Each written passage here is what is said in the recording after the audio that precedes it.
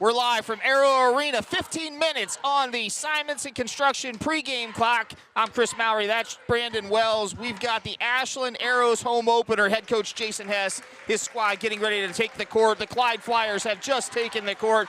You're watching on the Ashland Arrows Broadcasting Network. Tonight's game is brought to you by Hedstrom Entertainment, having unplugged fun for over 100 years, and you're joining us on the Ashland Eye Care pregame show brought to you by AHS alum and proud alum Dan Denbo. BW, it's the second of our twin bill. Oh yeah, we are excited.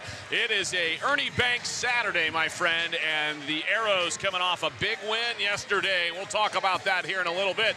But just like the girls earlier today who won their second in a row, to get some momentum going. Big Mo, baby! Big Mo, look, my JV coach from my sophomore year back at the academy used to talk about Big Mo all the time. That's former, walk-on All-American Ray Caroscia at Kent State. What as a name! fullback. What a name! The Italian stallion out of Wycliffe, and he always called it Big Mo, and today we've got Big Mo ready to go. Not to be known as Rocky Balboa, but the fullback at Kent State. Let us give thanks to our sponsors who make it possible. Sarver Paving, Hedstrom, Ashland Eye Care, Whitaker Myers, Priest Dental, Wickham and Hess, the South Street Grill, Goldberry Roasting, Andrew Bush Law Office, Chandler Systems Inc., Truly Inspired Paper Company, Valley Transportation, Linway Restaurant, Simonson Construction, Bill Harris Dealerships, Spring Smith Insurance, Connery Manufacturing, BB&C Car Care, Coldwell Banker Ward Real Estate, Janney, Truax Printing, and finally, Bo Lacey Construction.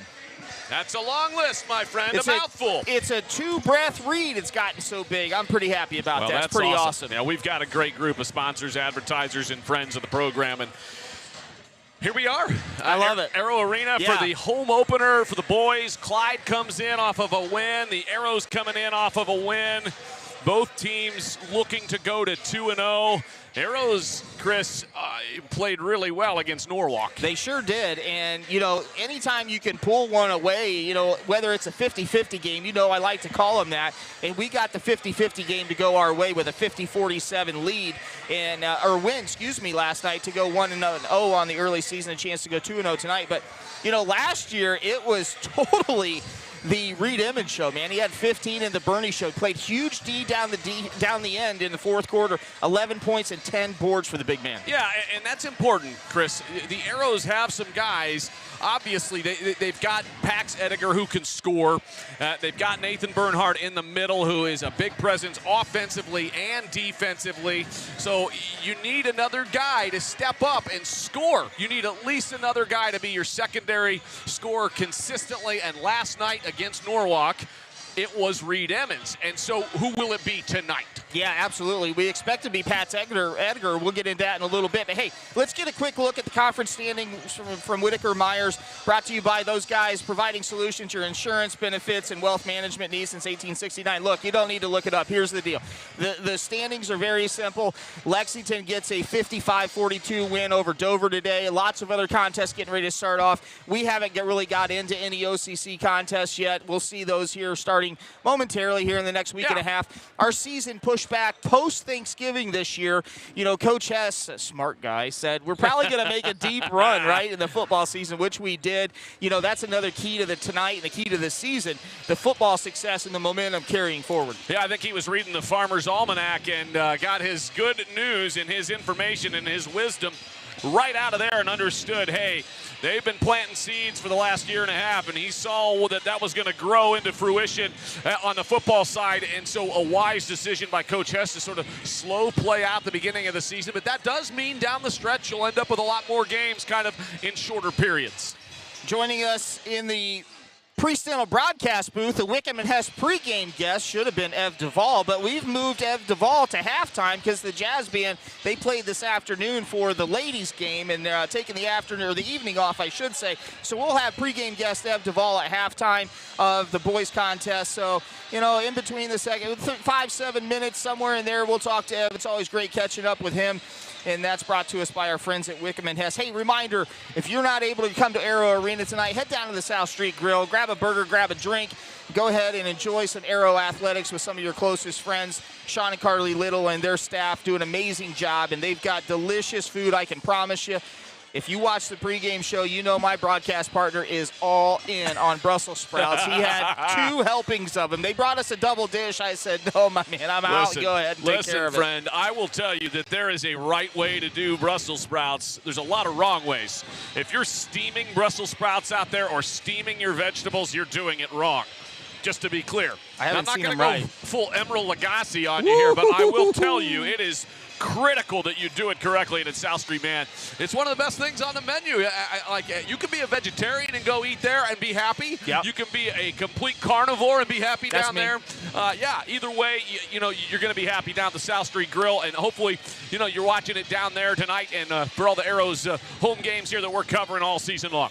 Sarver Paving brings us the Pave the Way Forward. Sarver Paving serving North Central Ohio for well over 75 years. We really, really appreciate their partnership. The Arrow freshmen get a 52-50 win over Clyde, and then the JV do a thrashing of 66-39 for a win. And I know that freshman and JV games aren't about winning, right? They're about developing kids, developing your guys, developing your system and your culture. And part of that, though, is you want to develop a winning culture, so every time you get a win, whether it's freshman or JV, it's helpful, right? Now, that's not the purpose of freshman and JV basketball.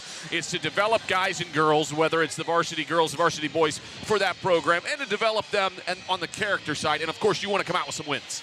Injury report is brought to us by Goldberry Roasting, Ashland's locally owned and award-winning coffee shop. I should start having you do that, Reed, because I'm not a coffee guy, but you have it in your mug right now, Always, my friend. Yeah, I mean, look, it's in a Yeti, right? And so sometimes people were like, hey, what's in there? This is coffee, so, it's late.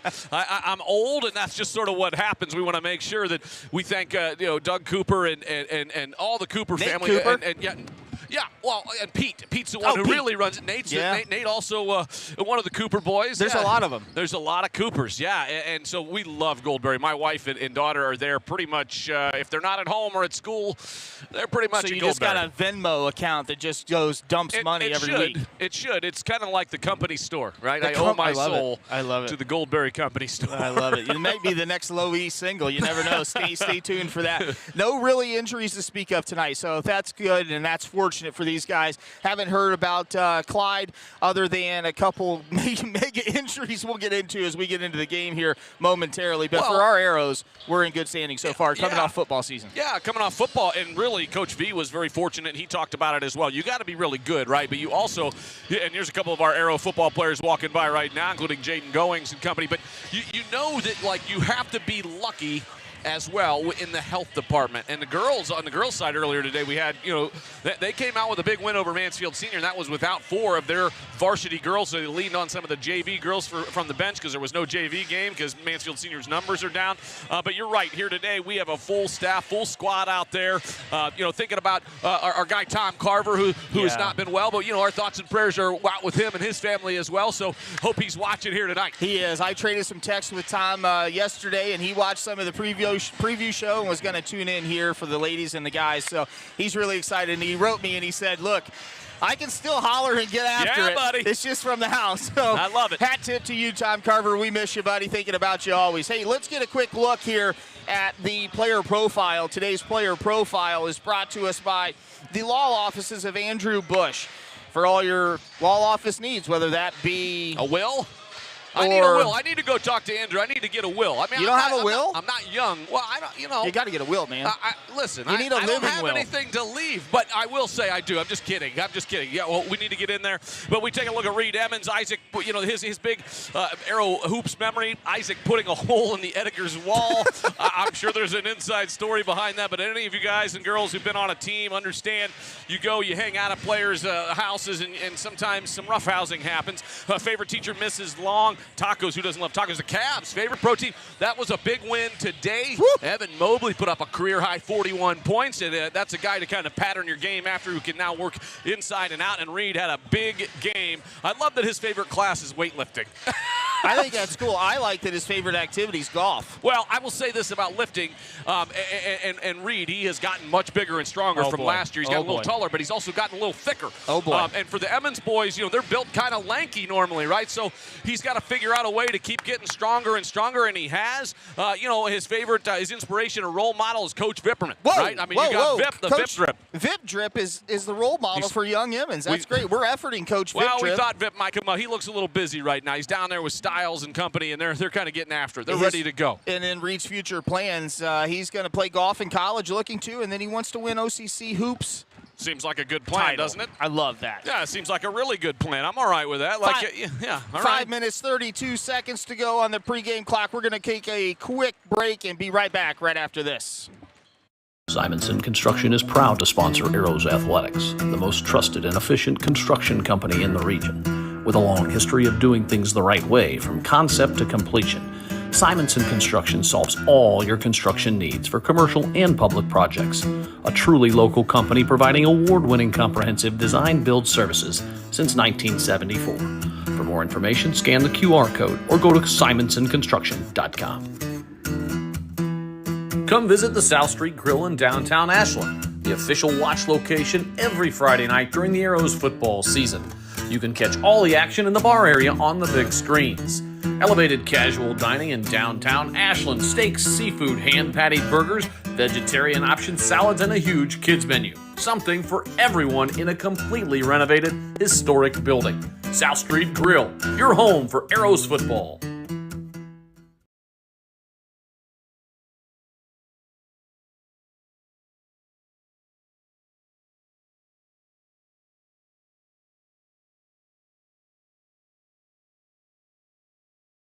Welcome back to Arrow Arena. 4 minutes, 12 seconds on the pregame clock. Let's get into the game here, Brandon, for head coach Jason Hess, coming into his 10th season, the second longest tenured varsity basketball coach in the history of Ashland High School. Wow. A 101 and 107 lifetime record. Who's first tenured? Who's longest Jim tenured? Barr. I don't know, Jim. I don't either. 11 years, though. Any relation to former Attorney General Bill Barr? Let's not talk about that. I don't know him, but yeah, Coach Hess has had a nice long run here, coming off of Coach Freilich's staff as well. Yep. And just has a nice rapport with his guys. He's a good man and a good coach. And this staff is obviously grown together as well. But the keys to the game, I think that's where you're leading me, right? Yeah, I am. I'm going. Brought to us by Sarver Paving. Yeah. See, keys to the game tonight, Chris. Look, again, you got to have a second and a third guy to score, right? You got to have a second and a third guy to score. It can't just be a Pax Ediger shooting, 25 times. You got to make sure we got a second guy out there. And look, Clyde is going to be tough and physical, right? I don't think they're necessarily going to be as talented or as skilled necessarily as the Arrows, but that doesn't mean anything, right? So often it's the tougher team that wins. So I want to see here at the home opener, I want to see us come out and get off to a good start, jump out to a good start, take care of the basketball. I know Coach Hess wants to play fast. He wants to get up and down, but the problem there is, and I'm okay with that, that's fine, but you have to really take care of the basketball and make sure you're passing up good shots for great shots and making that extra pass. So get off to a good start, right? And making that extra pass and taking care of the basketball in transition on offense. On the other side, for head coach Jared Setzer in his first season, he was Setzer? Setzer. He owes me money. No, I'm just kidding. Venmo. He'll Venmo that you. was a Stripes reference to the layperson. He'll Venmo you. Anyways, you got Venmo. He owes me money. Flyers are 1-0 on the early campaign, 67-64 winners in their opener versus Lakota. Tonight's storyline, Brandon, we'll see. You've noted that there's some guys out there that are supposed to be out that we'll see if they play or not. We'll see. Coach Setzer said, yeah, we got a couple guys that are banged up from football, and you never know, right? Because when you ask coaches for information, it's state secrets. Now, he was awesome. He gave us a lot of information. Very, very helpful was Coach Setzer.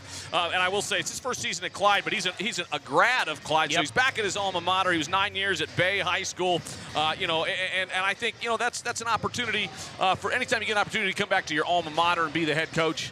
It's pretty awesome. I was a finalist for a head coach job at the academy back in, it was probably 2002. Okay. And so, it was a job that, several alums actually were up for that really wanted it. Ended up going to Jay Peters, who is a brother of Jody Peters, who is the Arrows basketball coach down here as well. So, and Jay had a fantastic run, did way better than I would have done, I'm sure, at 26 years old. He was older, veteran, and knew what he was doing. So, yeah, you want to make sure that Coach Schetzer, obviously, we'll see if all these guys are out there. There's a couple guys that we thought might not play, but they look like they're getting ready to go. Those are 3-year starters. Cedric Messer, a forward, Caden Perkins, another forward, and then the big guy that is really the heart and soul of this Clyde squad is guard Braden Olson, 1,000-point scorer through his junior year, 25 points per game last year, all-Ohio kid, made 90 triples, BW.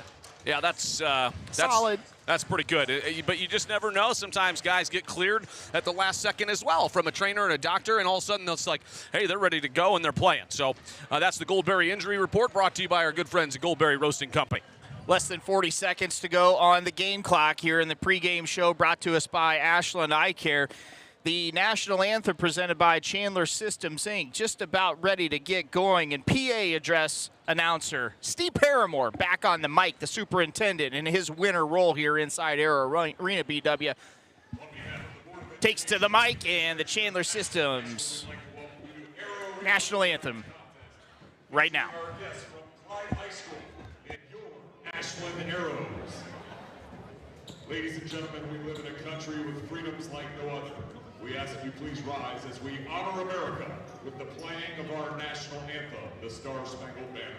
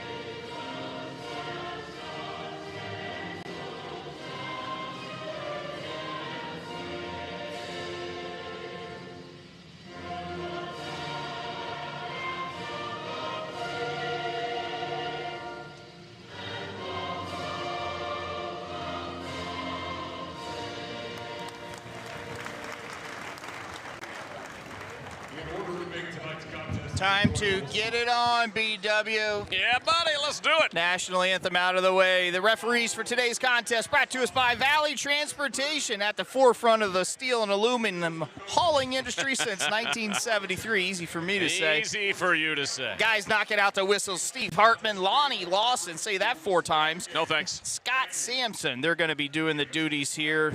Starting lineups brought to us by our friends at Truly Inspired Paper Company. I said this earlier. I'm going to say it again in case he watches it back. That company is owned and operated by VOTF Zach Truax. The VOTF stands for Voice of the Falcons. Zach Truax and his company, the Truly Inspired Paper Company. Right out of Ludenville. But yeah, that's a fantastic company for all your stationery needs and paper needs you might need, wedding invitations, whatever it is. They've got all kinds of stuff down there in Loudonville. Awesome website. I was just on there the other day looking about Christmas cards and all kinds of things like that you might want. Fantastic group down there, and thanks to Truly Inspired Paper Company for giving us our starting lineups. You see Dasher, Flewelling, Webb, Carter, and Wilson over on the Flyers side. And for the Arrows, it's Gabe Baith, Tyler Sauter, Reed Emmons, Pax Ediger, and the big man, Nathan Bernhardt, for the Arrows. And then one thing, Brandon, that the Arrows have going is they return 4 out of 5 starters. Isaac Stewart lost to graduation. Max Swaysgood lost to graduation. Keith Bowman lost to graduation. Right. And 4 of the 5 guys that started for this squad last year are going to start again. So that's a pretty cool deal. It is. And on the other side, for the Flyers, you know, Coach told us, hey, they're going to play everybody. Yeah. They're going to play everybody. And so there's going to be a lot of SIDS, SUDS, subs. Tuitions. There you go, my friend. Superheated power washing, all your power washing needs, whether that's your deck, your driveway, the siding, whatever it is, they've got you covered as well. The student section brought to us all season long by our friends at Sarver Paving. Tonight's theme, the blackout. You can see it off to the right side of the tunnel, which is a common theme here inside Arrow Arena for the boys contest. Are over there ready to welcome our guys in, and a little Vader music, Darth Vader the music. Empire. Look, the Empire Strikes Back. This is good job by Aiden Chandler down there running the the DJ. I thought maybe he would sing the national anthem. It was a missed opportunity for AC down there. I'm looking for a duet with him and Dad Dan Chandler. Oh gosh, I don't think there's enough microphones for that one. Well, goodness gracious. I'd love to hear it. I would love to hear it, Chris. 8 minutes on the Comfort Control Simonson Construction Services scoreboard. We're just ready to go. The Chicago Bulls pregame music is playing. Aiden Chandler ripping the songs, BW. It's not quite as good as what we were listening to Bob Seeger and Waylon Jennings pregame. I know. But we're getting close. Or the jazz band that was here for the girls' game, and that was awesome as normal. Yeah. Zane Alaman and company, they were awesome. They're not here tonight, but they were here for the girls' home or second game of the season, which is great. Glad to get them also out here. They won't be here today at the Bill Harris halftime show, usually to present them. Instead, we're going to have Ev Duvall at halftime, brought to you by Wickham and Hess. Well, they talk about Ashland legends. Some consider themselves that, and others are known as that. And Ev Duvall is just that here in the city limits of Ashland. Yeah. Former AHS athletic director Ev Duvall is going to join us. Look, you know me. You know I really like Ev quite a bit, and I'm excited to have him join us. If you don't love Ev, there's something wrong with you. You've got some problems. Let's be honest. Oh, goodness. Hey, you are, we are just so happy to be bringing you basketball once again from the Priest Dental broadcast booth. Yeah, it is up here in the perch. Myself, Brandon Wells, alongside Chris Mowry. And it is about time to get it underway. Home opener for the Arrows, 24-25 variety. Ready to get going here. Nathan Bernhard going to tip it against Jackson Dashner, the Linway Restaurants. I know we already said the officials, but we want to make sure we gave Valley Transportation a little love and give them the due credit they deserve. Steve Hartman, Lonnie Lawson, Scott Sampson gonna get it going. Here we go, inside Arrow Arena.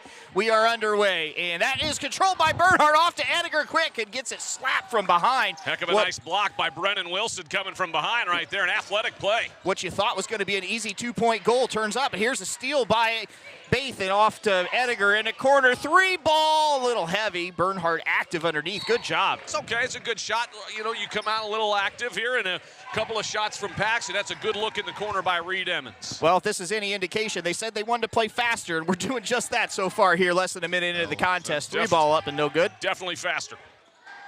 Gabe Baith gets it going and finds Ediger. Nice Here's a triple opportunity for Baith. Boom. That's a 3-0 lead here early for the Arrows in the first quarter. Brought to you by BB&C Car Care, that three-pointer for all your light automotive car needs. Check them out on East Main and over on Claremont as well. Gabe Baith last night, Brandon, in a little bit of early foul trouble, so that limited his ability to play late in the contest. Ediger goes up, gets that little floater to go 5-0. Oh, that was awesome job by Pax to clear some space out front and give him just a little bit of separation. Refs are letting him play. Brennan Wilson knocks down that triple in the corner there to make it 5-3. Silky smooth lefty shot from the corner. A little full court pressure here off the first made basket for the Flyers. Arrows got it. Here we go. Bernie. Oh, I thought he was going to hammer it, but he got the little layup to go. 7-3 Arrows lead. We'll take it. That's okay. We'll take it. Good job. You want to make sure you get points. And good job by Bernie. Oh, good Pax job by passing Pax. lane. That's just some good basketball IQ. Now they're letting them play both ways. I like this so far. Let them roll. Bernie going right to the goal, off the glass, no good. Ediger crashing that board. Good job, Bernie, a little elbow. I love it to see it, Brandon. Bernhard getting aggressive and physical. Yeah, good physical play. Just a good job by the Flyers to go in and send everybody in on him. That's an early foul on Reed Emmons. That's going to send Price Carter to the Connery Manufacturing stripe for 2 shots. Arrows up 7-3, 6:16 to go in the first quarter, presented by Comfort Control. Reed, the big hero yesterday, Brandon, 15 of the 50 points. That's a big deal from the junior.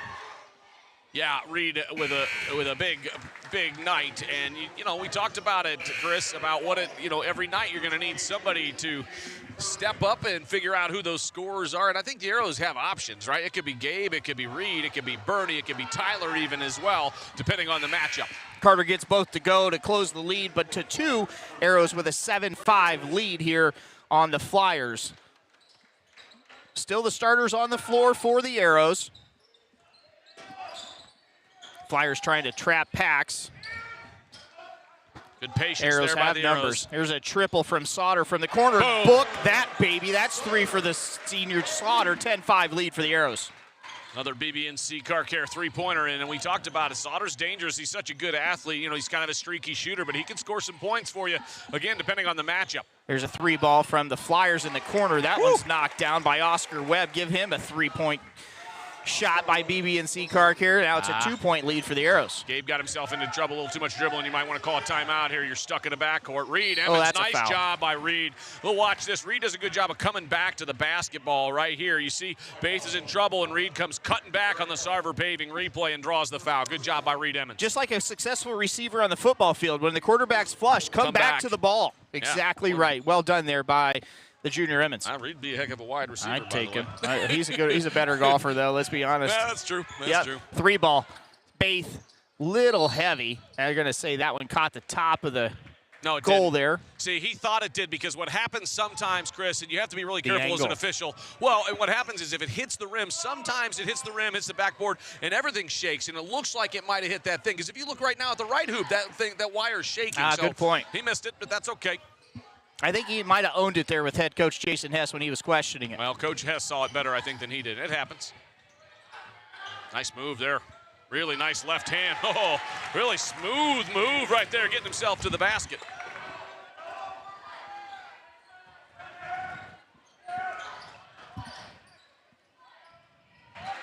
That was Caden Perkins, who we didn't think was going to play, but he's in there. He is in there. We talked about it, Chris. You just never know who's going to all of a sudden come off that injury report and step in, and that was his first bucket. And guess who else is playing? That is Braden Olson, who we were told was not going to play as well. Hey, and again, I got... again, that's okay.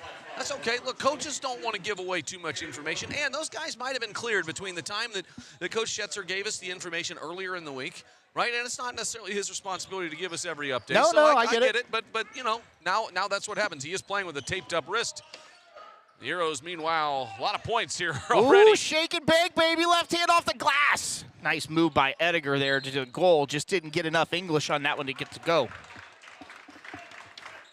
Clyde basketball underneath the hoop, and we will see how this revamped lineup for Clyde goes here with Olson and Perkins in the contest. Yeah, and the question there is how much time have they had to practice together, right? Coming off of the football season and coming off injuries, what the chemistry looks like for Clyde with these guys just jumping back in.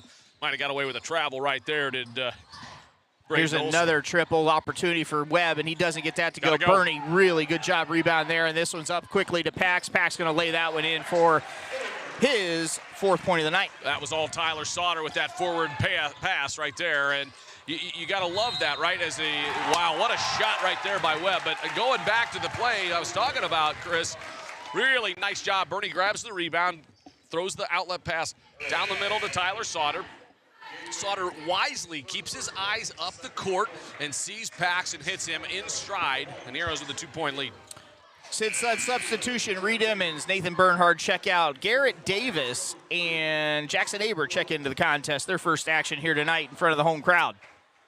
One shot coming for Oscar Webb here at the Connery Manufacturing stripe. And I was going to say, what a great job hit by him crashing the board and just getting in there and kind of playing house of fire. 6 points now for Webb after he converts that free throw.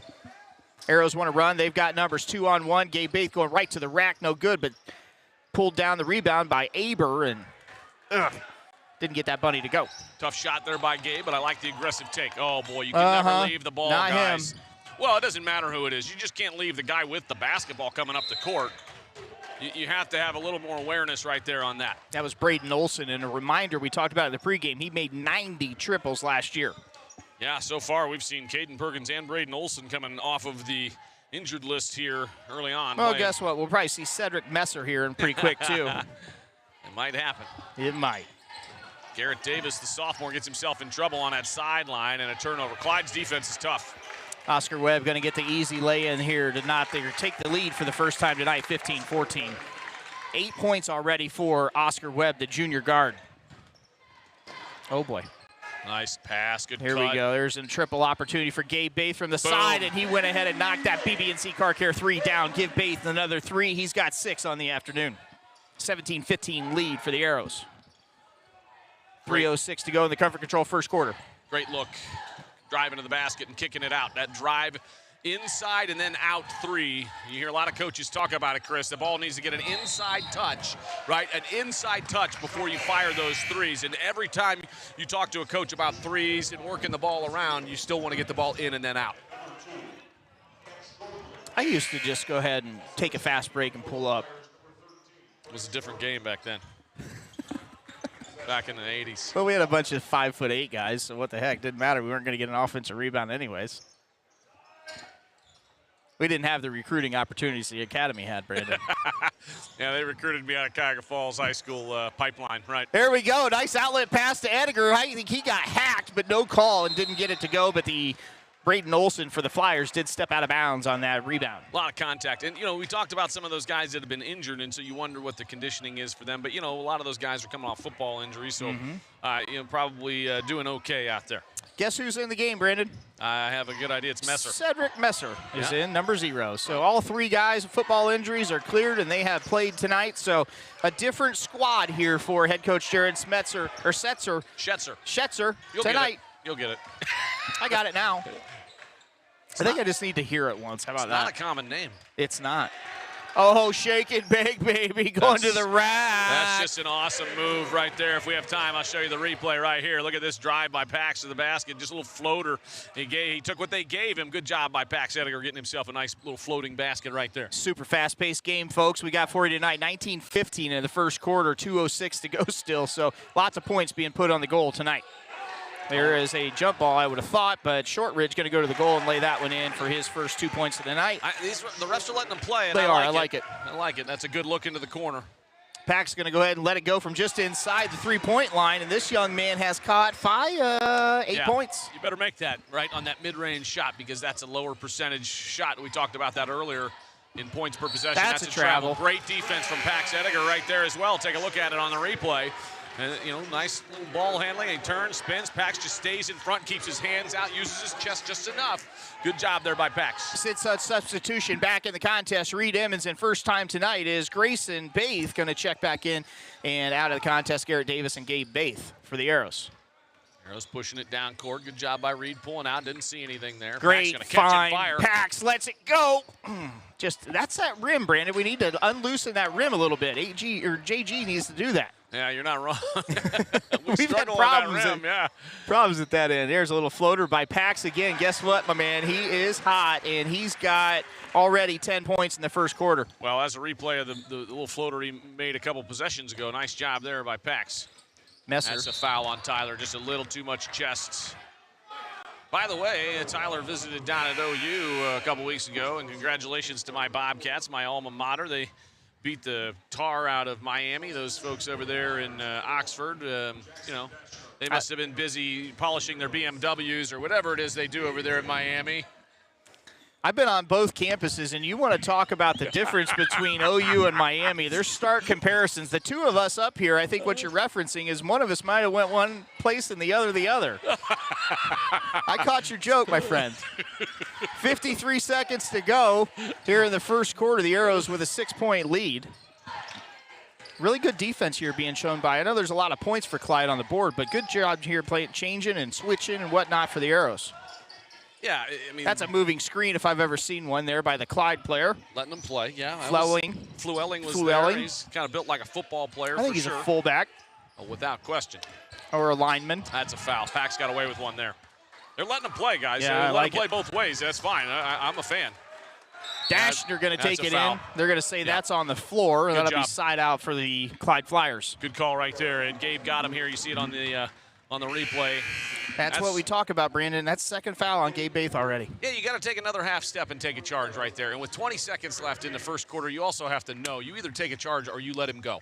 You can't get caught in between, and you have to know the game. You're a junior now. You have to know, I can't pick up my second foul here. Three-year starter to keep in mind, too. So he's played a lot of basketball here on Friday and Saturday nights for the Arrows.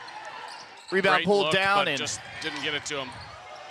Gonna have a jump ball there again. I can promise you Grayson Baith is not going to let that basketball go. It's fun. You watch him out there. He definitely plays basketball like a football player. He is ready to rip anytime, any place. He will let it go. He's got a little Tyler Sauter, like kind of a similar approach out there. You know where I'm at with him. I think he's going to be the next guy from the heart and soul perspective here on the Fall Sport. Pax with another one. Ooh, in and out as the buzzer horn sounds. The Arrows with a 6-point lead in the cover control first quarter. Come on right back after this short break.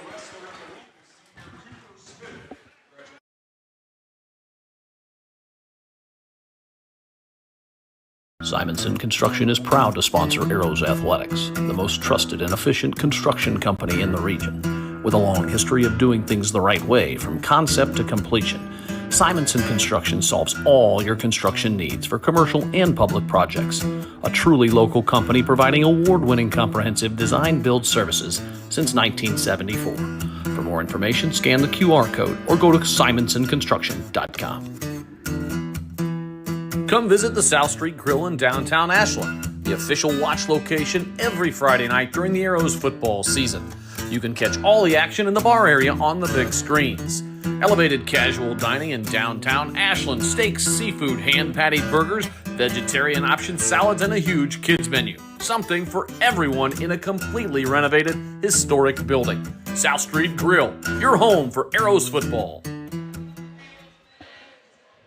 We head to the Sprang-Smith second quarter, 8 minutes on the Simonson Construction scoreboard, 23-17. The digits say in favor of the Arrows, a 6-point lead after the first quarter play, Brandon.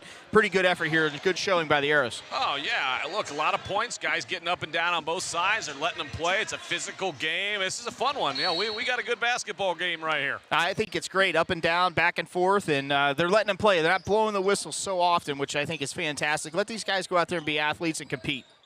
Yeah, as long as you continue to call it that way. That's a long three right there. A little off balance. Yeah, long rebound. Oh, here we go. Pax going right to the goal, lays it up off the glass. That's his dozenth point of the afternoon here for the Edgar. Reed's a little late getting there. He's just a little late getting there. Look, you got there, actually, to be honest with you. If you think about it, he got there, but you got to let that guy run you over. And this is where I was looking at some things. Yeah, it's Reed's second foul, and so you're going to have to bring Tyler Sauter back in where you do in charge drills, right? You're in practice, and right there, you got to make a noise. You got to fall down, and you got to, as soon as you get hit, you got to yell, right? You got to sell it. Olsen gets his first 2 points of the night to go at the charity stripe. He doesn't get it to go. Bernie pulls that rebound down. Unfortunately, brings it right back down. We'll see that. Hopefully, it gets corrected. But Gabe Davis, how about how quick he is, man? Yeah, right to the rack. Yeah, Garrett got himself down in a good position. Nice move right there by Flewelling, showing some athleticism for the big fella. Well, there's a reason this Clyde Flyer group can play football year in and year out. They are packed with big, talented offense and defensive guys, and we're seeing it here on the basketball floor as well. Bernhard going to the rack, and they do call a foul on Oscar Webb. Yeah, Webb grabbed him. I don't like the pass there, though, to be honest, to Bernie on that. I like to go back into that corner where Pax was, and he can rip through and drive baseline. But it's all right. It worked out. Here's a BB&C Car Care 3 Boom. for Pax. The guy's hot. Get him the basketball. Let him put it up. Edgar 3 more on the night. 15 for the junior there tonight. Oh, what a move, driving to the basket. Alpines. Are you kidding me? Whoa. Braden Olsen with a fantastic spin move and drive to the basket. No question he's an All-Ohio player, right? That's why. That is some serious game, no doubt. Good There's job by another Pax. triple, just a little short by Edgar. Yeah, really Olsen. nice job making that dish and then moving, right? Not standing. Olsen, a little shot back pop from the foul line, no good. Going to slow it down, and Jason Hess going to call out low. That's normally a play where they look to engage Bernhard. Sauter going to let a 3 go off the glass. That ball never went inside. Great job by Bernie. Fabulous job of Bernie not giving up on that ball, right? The rebound, and gets it and puts it back up for a second chance opportunity. Good defense by Bernie, too. Challenged the shot, but didn't pick the foul up. letting them play. I'll just say it that way. They're letting them play. I'm all right with that. 5 points for Wilson. Clyde is aggressive defensively, Chris. They really are up on the ball at all times. Work the ball down in the block on Bernie. A little baby's hook under the spin move, man. That was pretty. The double came too late, and it came from the backside, and Bernie saw it coming and spins baseline. Great job by Nathan Bernhardt right there to get himself another bucket. Going to call Bernhardt on that blocking foul there. Might have been a makeup. Yeah. That's all right. It's just one. Fluelling took him off the dribble there, and Bernhardt just kind of tried to stay with him, but Fluelling kind of cut a little tighter angle and made Bernhardt make contact. So Bernie picks up his first foul. 32-25 lead for the Arrows. They bring in Chase Castle, the big 6'5" junior, to try to bang inside with Nathan. Nathan might have got away with one. Garrett Davis, a quick outlet pass. He's going to go up the left hand, give him his first 2 points of the night, and the Arrows push their lead to 9. Good vision by the Arrows pushing the ball up court. I think it was Tyler who hit him down court. No, I didn't think that Bernie fouled him. I actually thought he kept one arm down and then tapped the ball and was part of the rebound on that kind of back tap. So really nice job right there. Fabulous job there to keep that ball alive, and Olsen finds it, goes up left hand, but doesn't get it to go. Bernhardt wraps down another rebound. There's a reason he was all first team SBC and 25 points a game. Maybe a little rusty, maybe trying to work himself into conditioning here, but Braden Olsen's tough. I can tell you, Braden Olsen, Messer, and Perkins did not play their first contest against Lakota. Nice hustle how rebound I know right that? there. How's that? The great SBC website, the best in the business. I wish the OCC would have a decent website like that. I've asked. Cross-court skip pass by Olsen, back out to the top. Good closeout by Garrett Davis right there. I like it. Force him to go to the basket, come out there. Good work. Arrows guarding out well beyond the perimeter of the three-point line. Here's a 4-3 ball by Webb. Oh, got to hold that box out a little longer. Nice hands, though, by Nathan to knock it out of the hands of Castle. Good job, Bernie. Edgar has the ball in his hand, going to slow it down a little bit and look to set a play. Carson O'Brien at the scorer's table, going to sit substitution here on the next stoppage. It's a lot of S's, Brandon, in case you weren't keeping track. Here we go. Edgar going to let a fireball go. Boom! Bucket! 3 more, 18. Halfway through the second quarter. Well, that's about half our points for the math wizards out there. Well, you asked who was going to be the guy tonight. I think we got our answer. Keep getting the guy the ball. He's hotter than a firecracker. Here's another 3 ball by Webb in the corner pocket. He got that to go. 11 points now for Oscar Webb. Good look down court to Bernie. Bernie takes Castle. Oh, here it is again. I thought he was going to take it, Brandon, but he decides to go to the stripe off the dribble, gets fouled from behind. He'll go to the stripe for 2. Oscar Webb closed out on him, Chris. It was a really good job, and a nice job by Nathan, or I should say by Paxton, to take his time, be deliberate, little pump fake, little hesitation, drive to the basket. Good work right there. Pump fakes are a glorious thing when they're done correctly or done at all. We need to see them more on both levels here.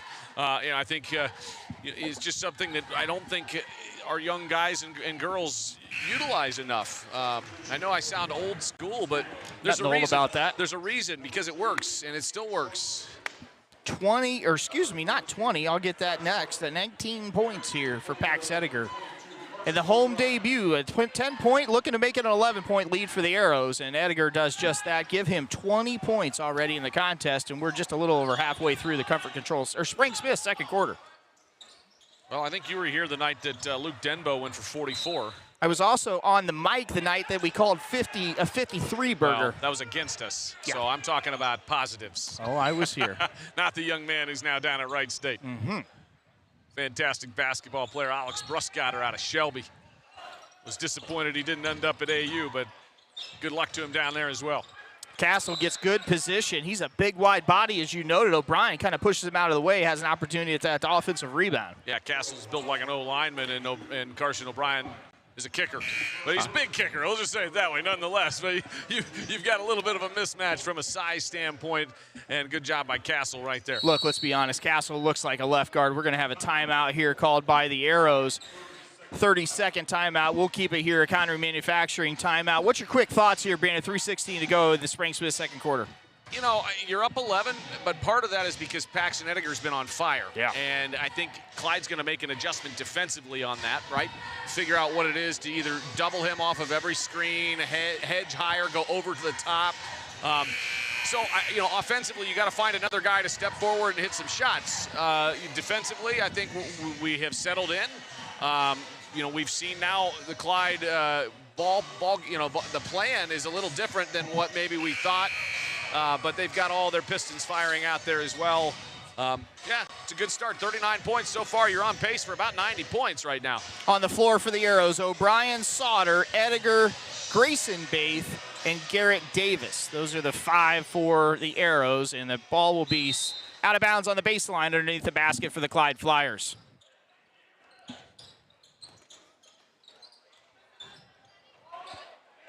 Messer off to Castle. There's a crashed offensive board, and we gave him 3 shots. Dashner. You gave him too many opportunities right there now. And then Coach S says, I see it too.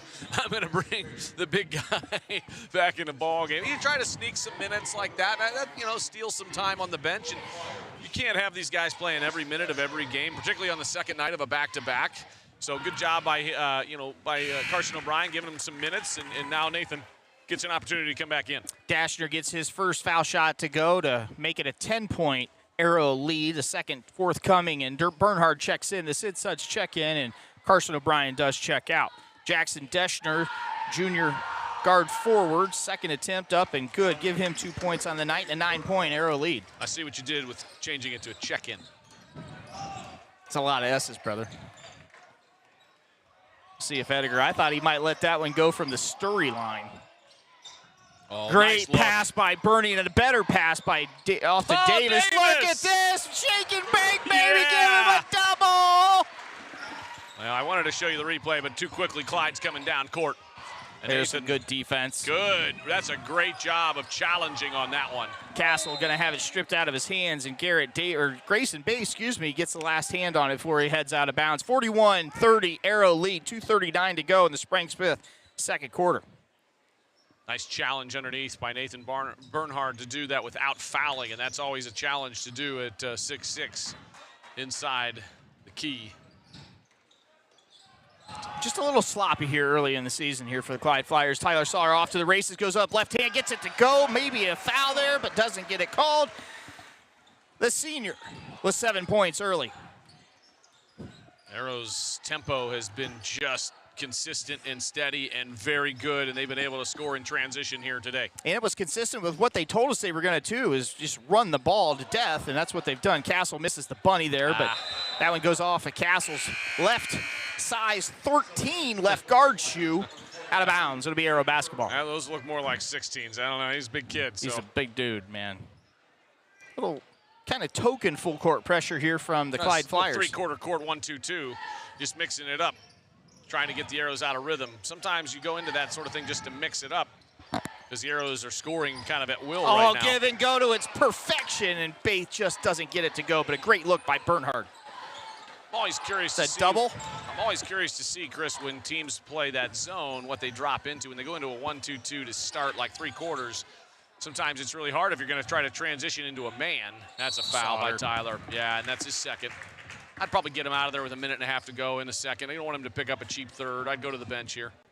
I think he's looking for somebody who he's going to decide to put in. Is Jackson Aber going to come in for the senior Sauter at the Sid Sud substitution station? Quattro S's. Would have fired a station in there. Well done, sir. Thank you. At the line, number 22, Caden Perkins. He's got a couple points on the night. Playing with a knee sleeve on that right leg, and caught an injury on the football field, we were told. Yep. Not a very big crowd here tonight for an Arrows boys game, but I think some of that's because it's the parade was downtown tonight. Tree lighting, right? The tree lighting and fireworks and all that kind of jazz going on downtown here in Ashland. So hopefully a lot of folks are at home watching. Perkins gets both charity tosses to go. 4 points for him on the night, 43-32. Gonna call traveling. Chris, our next broadcast isn't for another week, right? We get a week off. Yeah, next Saturday? No, not next. No, it's the 17th. It's next Tuesday, a week from Tuesday. Yeah. Normally we'd have an AU game to do together in between, but that's gone. That's gone. 11-point lead, 92 seconds to go. Wow. Olsen, step back, triple shot, no good. Rebound by Ediger. Dribbles right through two people and got the foul to call. Yeah, good. That's a good call. Reach in there, and you can see the athleticism and the ability by Olsen. Just missed a couple of shots that he's got himself open with. Hasn't quite found a rhythm yet. He's dangerous. So if he gets hot, they're going to be. I mean, it's only an 11-point game, right?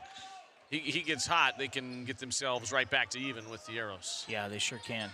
Let's hope Pax Ediger answers what could be coming if Olsen catches fire and stays hot. 1 minute to go. It looks like the Arrows going to hold it for the last shot here. They're going to try to. Yeah, man-to-man from Clyde here. Reminder at halftime, former AHS Athletic Director Ev Duvall is going to join us and be our Wickham and Hess halftime guest instead of the pregame guest today. Looking forward to talking to Ev as usual. Always. Ev's undefeated. That's not a good move. Got to give that ball up out there on a perimeter with 40 seconds to go. You held it for 30 seconds, right? You held it for almost 30 seconds, and you put Bernie in a tough spot, I think, right there. And so he's trying to attack right there. Instead, he should be getting it out, and I think that's what Coach Hess, you see him saying the same thing. Like, hey, we want you to score and get you the ball in the right spots, but that's not the right spot because you've got guys coming and digging at you like me, our size, Chris. When you're 6'6" out there, I don't know what that's like, but I know what it's like to be a 5'8" guy digging on those guys. As soon as they put their head down to turn and spin, everybody's coming to dig on that basketball. And the physics and the science of it is obviously it's got a farther way to go down and farther way to go back up, so you've got more opportunity as a small guy to go in there and dig the basketball. Pet peeve of mine, as you know. Good hustle Bernhardt, by good Nathan. hustle there. It's going to fall off out of bounds off his.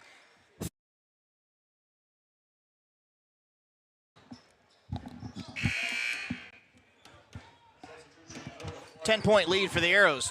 Just under 30 seconds to go in the Spring-Smith second quarter. Ev Duvall up in the perch with us, just about ready to fire on the headset. He's ready to rock and roll. Well, I kind of have stuff all over this chair. Oh, what a slop. I know. Olsen, quick as lightning. Going to call Pax on another cheapie. That'll be Pax's second foul. Wonder if he's related to Jimmy Olsen. I don't know. You didn't get that reference? What's that? Do you know what I'm talking about? No, I wasn't paying attention. I was keeping my score sheet accurate. Superman, Jimmy Olsen? Oh, yeah, Batman. No. Oh. That's Bruce Wayne. Clark Kent. Come on. What's wrong with you? Nothing. They taught me that at the academy, I think. I know, man, I know. 19 seconds to go. Arrow's lead has been cut to 9. And kind of losing Big Mo here late in the second quarter off that Clyde timeout. It was a good timeout by Coach Schetzer, and he kind of stemmed the tide. And now it's down to 8.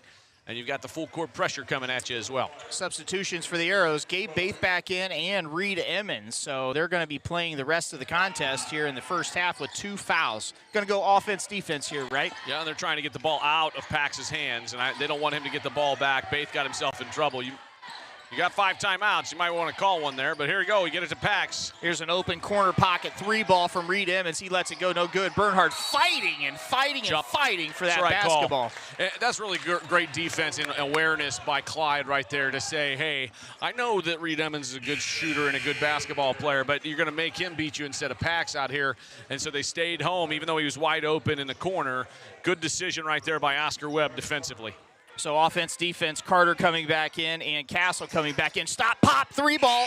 At the horn, doesn't get it to go, but a great half of basketball here inside our arena. The Arrows with a 9-point lead, 43-35. Quick thoughts here, Brandon, before we head to break. Well, great half other than the last minute and a half, 2.5 minutes, honestly, because you were up 43-31. You had momentum. You had the basketball with a minute and a half to go, and then you turn it over, you give up a couple buckets, and all of a sudden it's down to an 8-point game. Yeah, absolutely. But you put up 43 offensively, looked pretty good. I got nothing else bad to say whatsoever. I think the Arrows are in good shape going into the second half. Come on right back. We'll have Ev Duvall as our Wickham and Hess halftime guest right after this. Simonson Construction is proud to sponsor Arrows Athletics, the most trusted and efficient construction. Dealerships for great prices and an even better selection. We're driving home to the best experience you've ever had. With Chevrolet, Ford, Chrysler, Dodge, Jeep, and Ram, find the ride that defines you. And our huge selection of high-quality used cars and trucks is why you should check Bill Harris first. 3 brands, 3 convenient locations, 1 unforgettable Bill Harris experience. Dive into great prices, explore a better selection, and enjoy the best buying experience with us today. Bill Harris Dealerships, the name you know and trust. BillHarrisDealerships.com. Bo Lacey Construction is proud to sponsor Arrows Athletics. Experience you can trust done right on time. From siding to windows, decks, and bathrooms, Bo Lacey also is your go-to company for all your roofing needs. Whether it's your house or your business, we've got you covered. And don't forget to check out the new Hover 3D app so you can see what every exterior home project will look like when it's finished. Scan the QR code. Welcome back to Arrow Arena. My partner's over there clicking buttons and whatnot. And I'm like, oh, which one to go with? Someday I'll teach you how to use the knobs and the levers. I'm good. And we'll get that down. It might be a little bit of a issue when you're not here a little later this year when Cam DeMaury jumps on the mic with me. I'm looking forward to it. You know you have to lean back so people can see our guest. Hey, there he is. Hey. That's Ev Duvall. I'm here. He is here in person. Glad you are here, Ev. Yeah. The Wickham and Hess halftime guest. Wickham and Hess plan, grow, and thrive financial advisors and CPAs you can trust right here in Ashland, Ohio. Thanks for coming on, buddy. Oh, sure. Great half. Wow. Lots of activity. Yeah. I think we might have a radar alert. Somebody might need to text Luke Denbo and say his all-time number inside Arrow Arena may be in trouble. Pax Edgar's authored 20 points in the first half. Nice effort. The whole team. Yeah. Glad to see that aggressiveness. I think, Brandon and I talked a lot about this too, is it looks like some of that, success from football is kind of carrying over Most here definitely. onto the basketball floor as well. Yeah. Speaking of football, you've been around here a long time. You've seen a lot of really good teams, both here, baseball, football. What are you going to take away most about arguably the most historical football season we watched this fall? Well, you never know what a new ship is going to do until it gets in the water. That's it. And I think Captain Valentine took us out in the water, and that new Philly win, I think, really was the kickoff to unknown waters, and it was just an amazing season to watch. A lot of effort, and I just loved the enthusiasm of the kids, and we were calm when we were in trouble, and we showed the maturity, and I enjoyed the season. I've watched some very good ones, but that's up in my top one. There's no question. I mean, anytime. They tie the school mark with 12 wins, and they take it all the way 12-0, just like Taylor's group did. And it was the most historical defense authored in the history of 118 years of Arrow football. Let that sink in. It was the most dominant, and last year was the most dominant, and this year's was even better. It's just quite amazing. I've watched close to 60 of those years, so nothing wrong with that.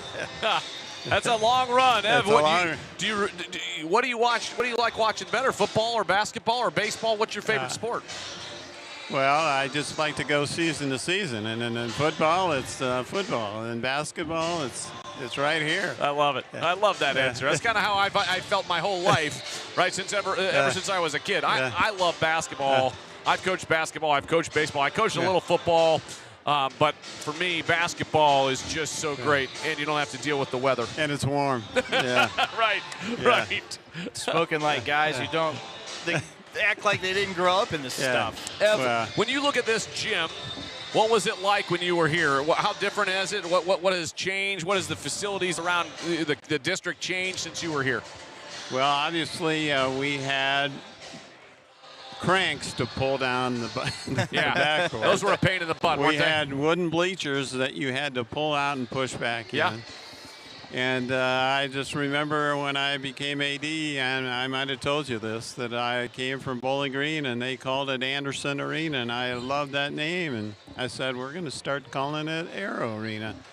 And it stuck. And it stuck. And, I've watched a lot of great ball games here, and new bleachers, and I think the community's taken a lot of pride in the entire athletic program and here in basketball going into this season. What's a couple favorite basketball, since we're in basketball season, a couple favorite of your stories from, 60 years of being around this facility and in Ashland City Schools? Well, I watched a lot of good ball games here. Two that I remember that aren't necessarily my favorite ones, but we were playing Elyria one night. Somebody hit a transformer on Claremont Avenue, and the entire gym went black. Oh, my. And of course, the safety lights on the walls didn't work. Oh, wow. So we had to get the police and the firemen up here, bring in lights, and oh, wow. I found a couple underneath the bleachers kissing when finally got my flashlights out. But it was quite a night. We had to cancel the rest of the ball game because of that. But so I'm curious, did that get made up or it was just scratched? I believe we made it up, but it was scary. It was so dark outside. There were no lights in this area. We had to help people out to their cars and get their lights on. And it wasn't like you just fire up your iPhone flashlight back then, right? Yeah. Ev, you've seen a lot of basketball, and you've followed, obviously, these teams. Your granddaughter played here. Clara played.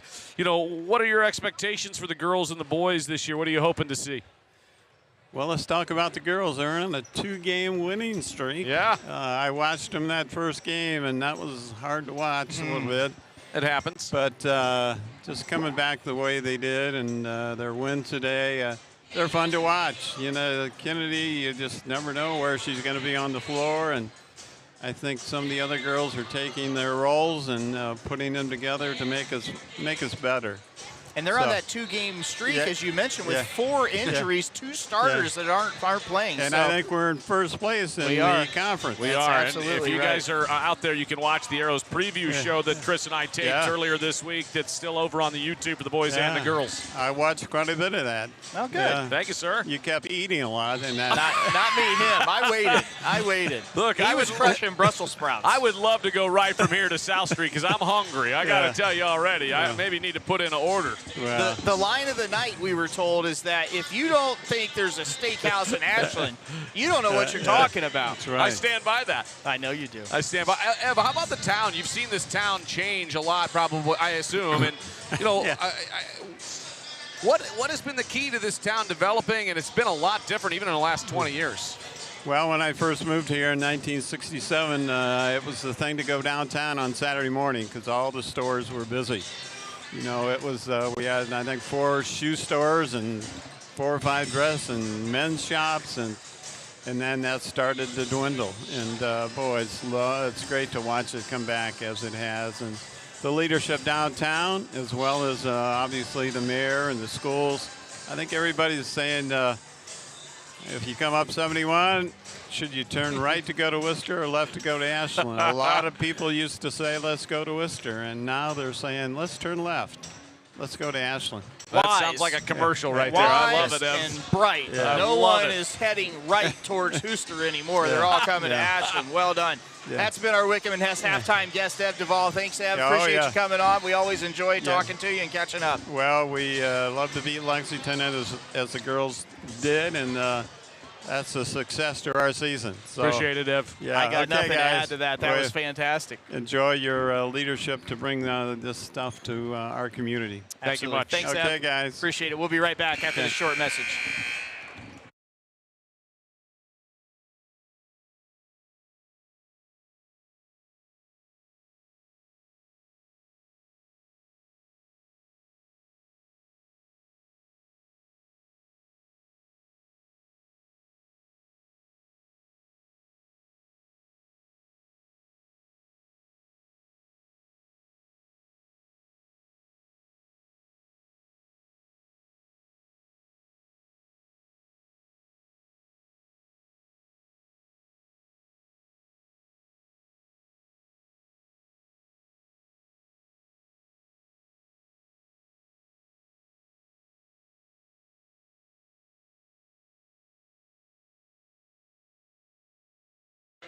Back inside Arrow Arena, the horn just about ready to go off. 43-35. The Arrows have a 9-point halftime lead. Quick look at the scoring for the Arrows. Gabe Baith has 6.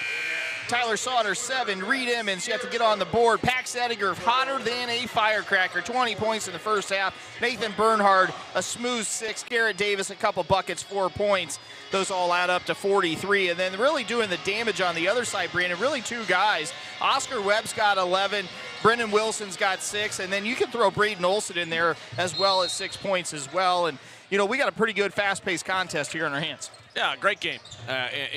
Obviously, first couple minutes of the second half are crucial for the Arrows and for Clyde. If you're down 8, you want to come out and you know, make a little run. There's a 3-point goal by Flewelling that doesn't get to go. Just underway here in the the Sprang-Smith third quarter.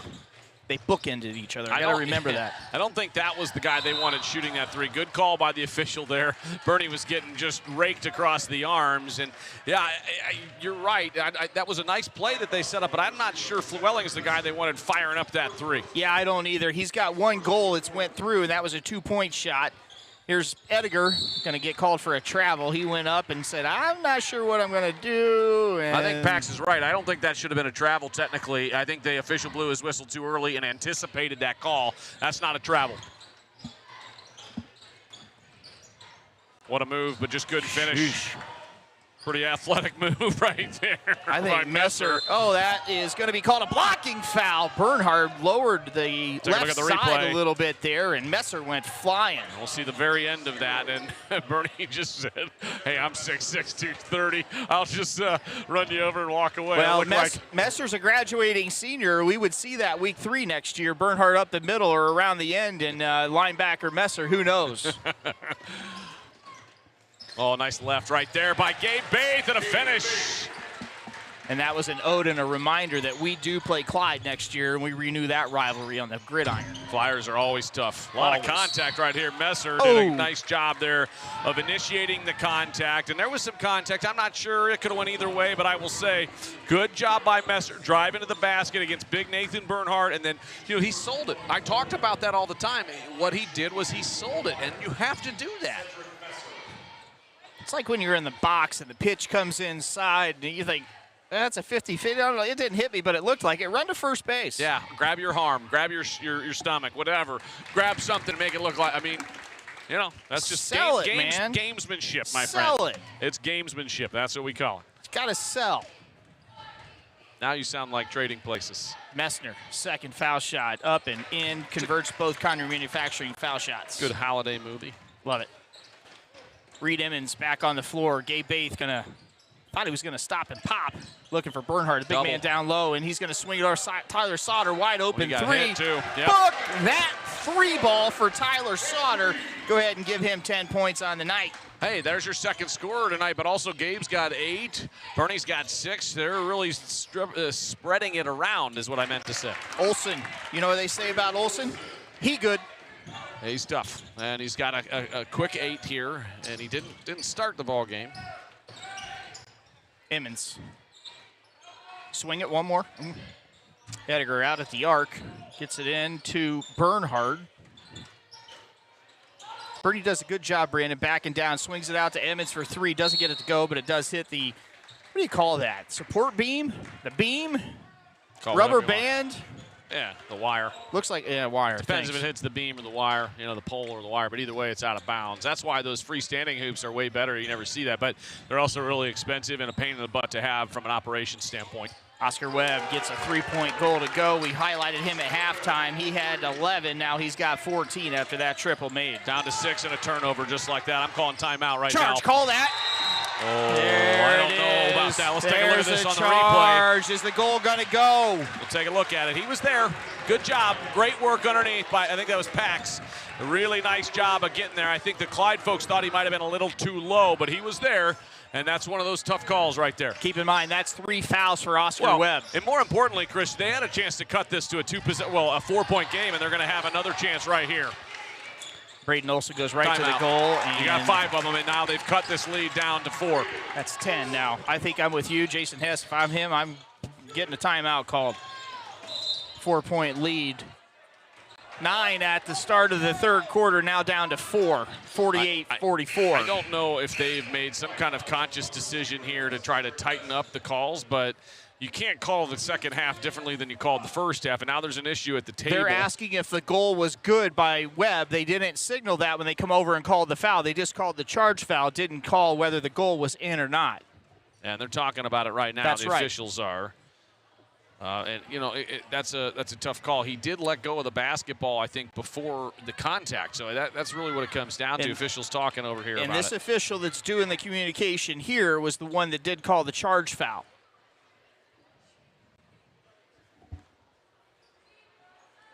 And they're going to let a sub in here, but no explanation whatsoever. Scoreboard maintains 48-44. They did not signal the goal that was good. They would have put 2 more up. They didn't put it up earlier, so it remains a 4-point Arrow lead.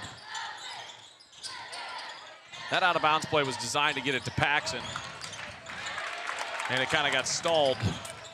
Thought they had it in a good position there, and Bernhardt kind of took a drop step in, and then the ball just kind of went away. And Baith in the passing lane comes up with a steal, and the Arrows have numbers off to Ediger.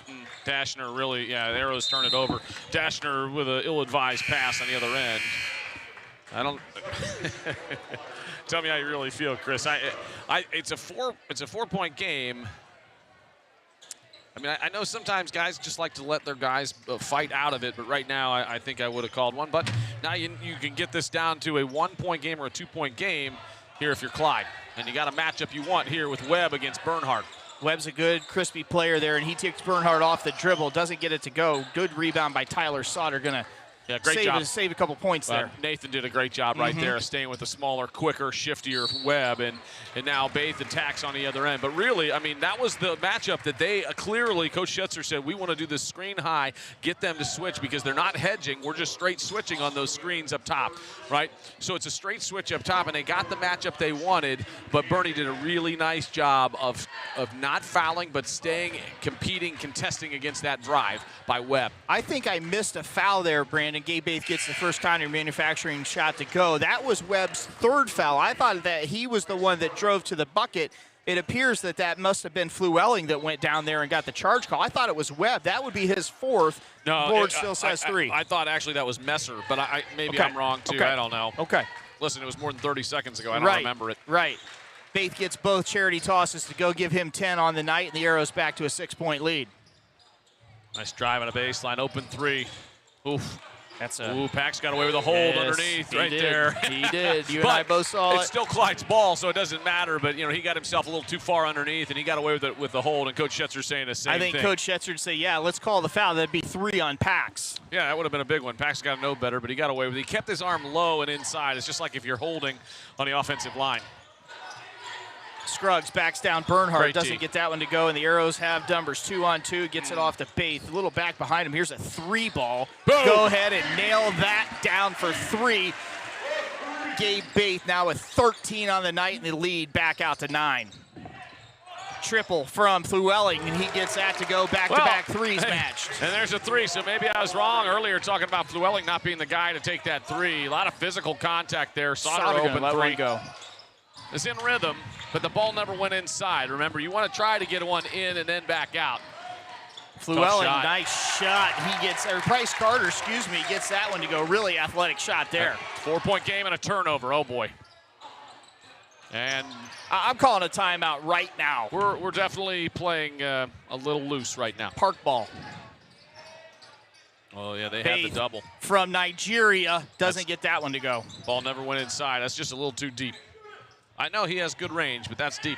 Ediger, long 3 ball, doesn't get that one to go. Looks like Baith may have been getting held there on that attempt at the offensive glass. 4-point lead for the Arrows. Price Carter, yeah, nice move, and he's going to draw the foul on Bernhardt, and that's his 3rd. And I think that's going to put Carter at the line to shoot a couple. Jackson Abrams at the Sid Suds check-in station. Along with Garrett Davis is going to check back in as well here between the free throws. Chance to make this a 2-point game. 3.5. 3. You might have heard that on the mic. That was Chris throwing his phone down. We talk about pencil throws for me during football season. For Chris, it's the phone toss. I should drop a pencil hard because that's $1,500 of iPhone right there. Level 1,500. I will say, it's funny because sometimes people wonder, we get frustrated up here because we want us to win so badly. We're huge Arrows fans. That is a fact. And supporters and want to see good things. They splits the pair. Arrows 5 points now for Price Carter. And the Arrows, that one away. Great here we pass go. to Aber. Underneath gets his first goal to go. 2 points now for Jackson Aber. 5-point Arrow lead. Gabe Baith with a fantastic pass. He sees the floor really, really well. Here's a 3 ball by Scruggs. Doesn't get that one to go. And that was not a great shot. No. Baith pushes it hard yet again, gets his pocket picked from behind. Sauter going to cut him off. Oh, he thought that was a good look. Flewelling. Oh, Oh, I don't know about that one. That one off Tyler Sauter. But yeah, we're too late to show the replay. Fluelling thought that Carter was going to keep going down the baseline, and he's right. He should have. Carter stopped, if you would have seen that, if you were watching, right? He kind of stopped instead of continuing down to the baseline where he would have had a good drive to the basket or an open little floater. Thought that was a nice designed inbound play there, and I thought Bryce Carter, was going to let that one go, but That's kicked okay. it back out to set the offense. Good patience. Didn't feel it, then don't fire it. Yep. Scruggs working hard down low. He was on Aber. They're going at Pax, trying to pick up a foul on him as well, and good defense there by Pax. Got to be careful on the reach right there. I mean, you're hitting the basketball, but you still got to be careful. Arrows have a 5-point lead, 2:42 to go here in the Sprang-Smith third quarter. Whoa, we got ODOT in the building tonight, Brandon. Oh, boy. And we forgot to buy our 50-50 tickets. Good hands right there by Pax, knocking it out of bounds. Yeah, we did. We usually do that, split a Jackson at a minimum, trying to win the 50-50. We probably shouldn't play it because we just give it all back anyways, right? Timeout, a 30-second called by Clyde, I think to give their guys a little bit of a rest because they've made such a nice run here. Right, they're down to 3 timeouts. We have all 5. We got 5 left. But I will say, we had all 5 left at the end of the JV game, too. 2:38 to go in the third quarter. The Arrows now, I will say, clinging to a 5-point lead. A lot of basketball. And Clyde's a scrappy team, and those guys that we thought might not play have made a difference here tonight. And they are athletic. They're scrappy. They're fighting. They're tough. You go on the road against, any time in Ohio in high school basketball. I always loved playing on the road. I loved being the underdog and the team that was coming in to try to break everybody's hearts and send them home with a loss. Sarver Paving student section, well attended tonight. The blackout theme. Ball's out of bounds here for the Flyers, and that is a play designed specifically for Olsen to get him a look at a triple. And guess what? BB&C Car Care triple is knocked down by Braden Olsen. 13 points now for the senior. He good. Yeah, he's tough. Arrows now at just a 2-point lead. They've led the entire game. Yellow. 2-point lead for the Arrows. Good look by Garrett Davis, and look at that. Johnny on the spot, ball knocked right back to him. He gets it to go for 2 points. Sometimes better be lucky than good, right, Brandon? Yeah, I mean, you said that was a good look. I would probably beg to differ because this is what came out. Well, I mean, he was open for a second, but the execution of the pass either needs to be a bounce pass or you're going to spin it around, or you got to really be very accurate on that pass. But Davis was fortunate the ball bounced back to him. 4-point lead for the Arrows, just under 2 minutes to go on the clock, 1:58. They're trying to get Olsen a shot. Trying to get Olsen a shot. Great job by Tyler Sauter stealing that ball. He's going to go up and get smoked. Hey, that's great effort right there, though, by Olsen going down, and he doesn't give up a freebie. Got a lot of ball, but he also got a lot of body. So really athletic play by Braden Olsen to challenge Tyler Sauter on the free throw. And that's why, if you're Sauter, though, you kind of slowed up too much. You got to go full speed all the way in, and that's what you're practicing in practice, and that those full speed game-like conditions, because he slowed down as if nobody was going to be around. You've got some of the best athletes around right behind you. Sauter, 2 shots at the stripe, and he doesn't get the first one. I like that drill where they have that dummy from football, and like you go up and you kind of get chucked into to kind of make you finish but that with contact. I agree with you, Chris, but in that case, that doesn't apply. You want to be having a full speed, whether it's an 11-man drill, 3-on-2, 2-on-1, or whether you're trying to make 100 layups in a certain amount of time, whatever it is, at full speed. Sauter doesn't get either of the charity tosses to go, and the numbers favor the Arrows, but here we go in a hurry. Here's a triple. Let go, doesn't go.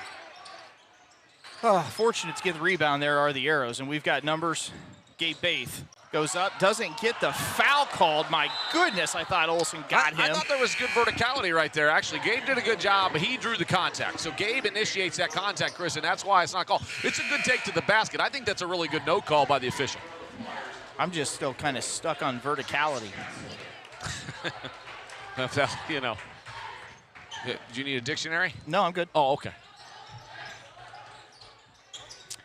Baith, 3-ball, in and out. Bernhardt, great rebound. Oh, go into goal. Arrows are active. Here's Ediger for 3 from the side pocket. Boom. Book that one. Yeah, go he's ahead not and give missing him 3 more. That's now 23 points, his first 3 of the third quarter. Olsen is a player. Well, you know, you give and you take away. So you got a 3 and then you gave one right back up. Olsen going to let you know about it, too. And there's a steal, and the Clyde Flyers. Well, you can't call a timeout now 2. because you're under a minute in the third quarter, so you don't want to burn one now. I get it. I don't. Well, that's off Bernie. We still got 5. Well, I will tell you, Chris, right now, offensively, we're not doing anything. Nope. Right? I mean, it is just sort of a free-for-all on the offensive side. Coach trying to get Reed Emmons back in right there, I think, because Tyler Sutter has 3 fouls, and you're letting him play the last minute here. We all got 3 fouls. With his third. So Bernie's got 3. Pax has got 3. Pax has 2. But right now, he almost picked up his third right there, but Sauter has 3, and you don't want him picking up a 4th here. And he might have got it right there, Chris. I think it's going to be on Pax, and that's going to be his 3rd. Yep. It's not wise. And Clyde just keeps attacking. They are not intimidated whatsoever by us on their offensive side. No, not and at all. And that's the football part for those guys, right? A lot of football guys out there. There is no back down in any of these Flyers, and that goes back and dates back decades. They will compete. There are some non-negotiables, and that's a non-negotiable within that school district. Olsen at the stripe. He's got 16. Misses that front end of the 2-shot opportunity. Thank goodness. Right? I mean, this has turned into a ball game. We were up big. We were on the verge of kind of pulling away late in the midway, a little late way into the second quarter. Olsen's second one goes. 17 points now for the 1K scorer. Cam Shortridge checks in, I think, for the first time for Clyde. Arrow's got to go down and get it now. Full court pressure. Baith, 23 seconds to go. Slow it down. Yeah, I think that's a good decision. Just under 20 seconds. Usually we see a clear out here, Brandon. Somebody takes a 3-pointer. Bernhard is down on the block. I think it's going to be a pick and roll with Bernie and Pax. No, we'll just clear him out. Let's hope we get a shot off at this point. We're at 5 seconds, folks. Pack's going to take him off the dribble, let a floater go, gets a foul. No, doesn't get that one to go, but he's going to go to the Connery Manufacturing stripe for 2. We got bailed out. Look, I love Pax's game. I don't necessarily love the fact that we're just going to let him go ISO on that play. For me, I want to create a mismatch of some kind, right? I want to isolate him on one side of the floor, maybe with Nathan Bernhard, because he's got big number 44, Chase Castle, on him, and an opportunity. They bailed us out. The double came, right, and we missed the free throw. The double came to Pax at the last second. Good job by Clyde to make him try to earn it at the free throw line.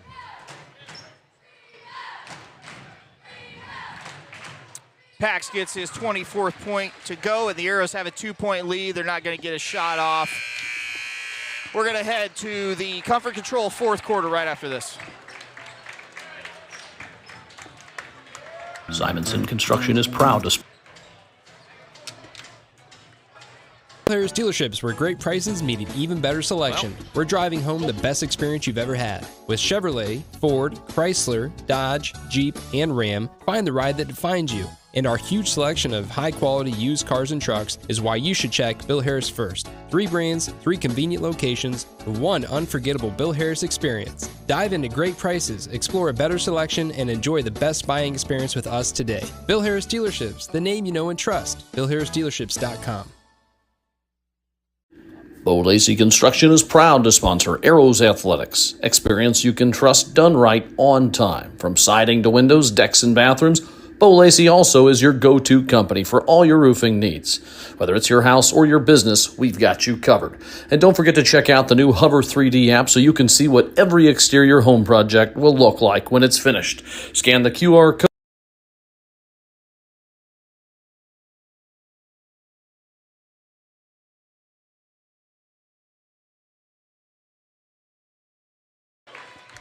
Welcome back to Arrow Arena. The Arrows clinging to a 2-point lead, Brandon. 8 minutes set on the clock here for the Comfort Control 4th quarter. We were watching a big lead kind of there, and then a little bit big lead, and then it just kind of matriculated down, and we're setting at a 2-point Arrow advantage. Everybody makes a run, Chris, right? Everybody makes a run in the high school level, and right there, Clyde with a bit of a run in the third quarter to cut it to 2.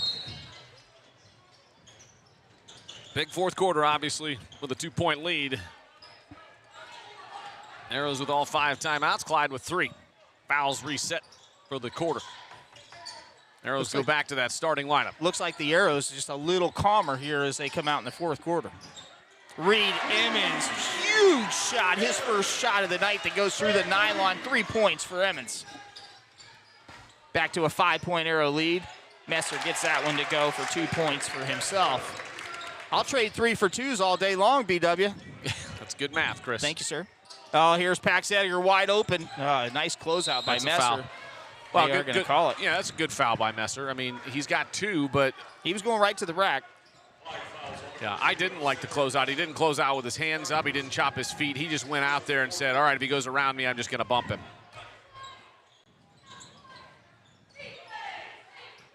Oh, they missed an opportunity to double, but that's a bad look inside. A forced pass. And a good job by Flewelling to front Big Bernie in there and knock it out of bounds. Arrows were outscored by 6 points in the third quarter. That's where we're at here, still a 3-point lead. Well, that's the turning point of the game, to be honest, brought to you by Bo Lacey Construction. Whether we win or lose doesn't matter. That still was a big one, and there's a big one. Bucket! Reed Emmons, back-to-back triples. Well, huge. And that might be another turning point right there. Back-to-back threes from Reed here to start the fourth quarter. And answered by Olsen. He is dangerous. He doesn't need any room at all to get himself open. He's got 20. Edgar, nice spin move, got a little floater up there, and he does get it to go. Give him 26 on the night. 26. That's a foul on Tyler, and that's going to be his 4th. Mm-hmm. That's a foul. There's no argument there. Sorry, young man. And that's going to bring Garrett Davis back in the ball game, which changes the dynamic, gives you a little more scoring potential, although Tyler does score, but probably a little less defensive acuity.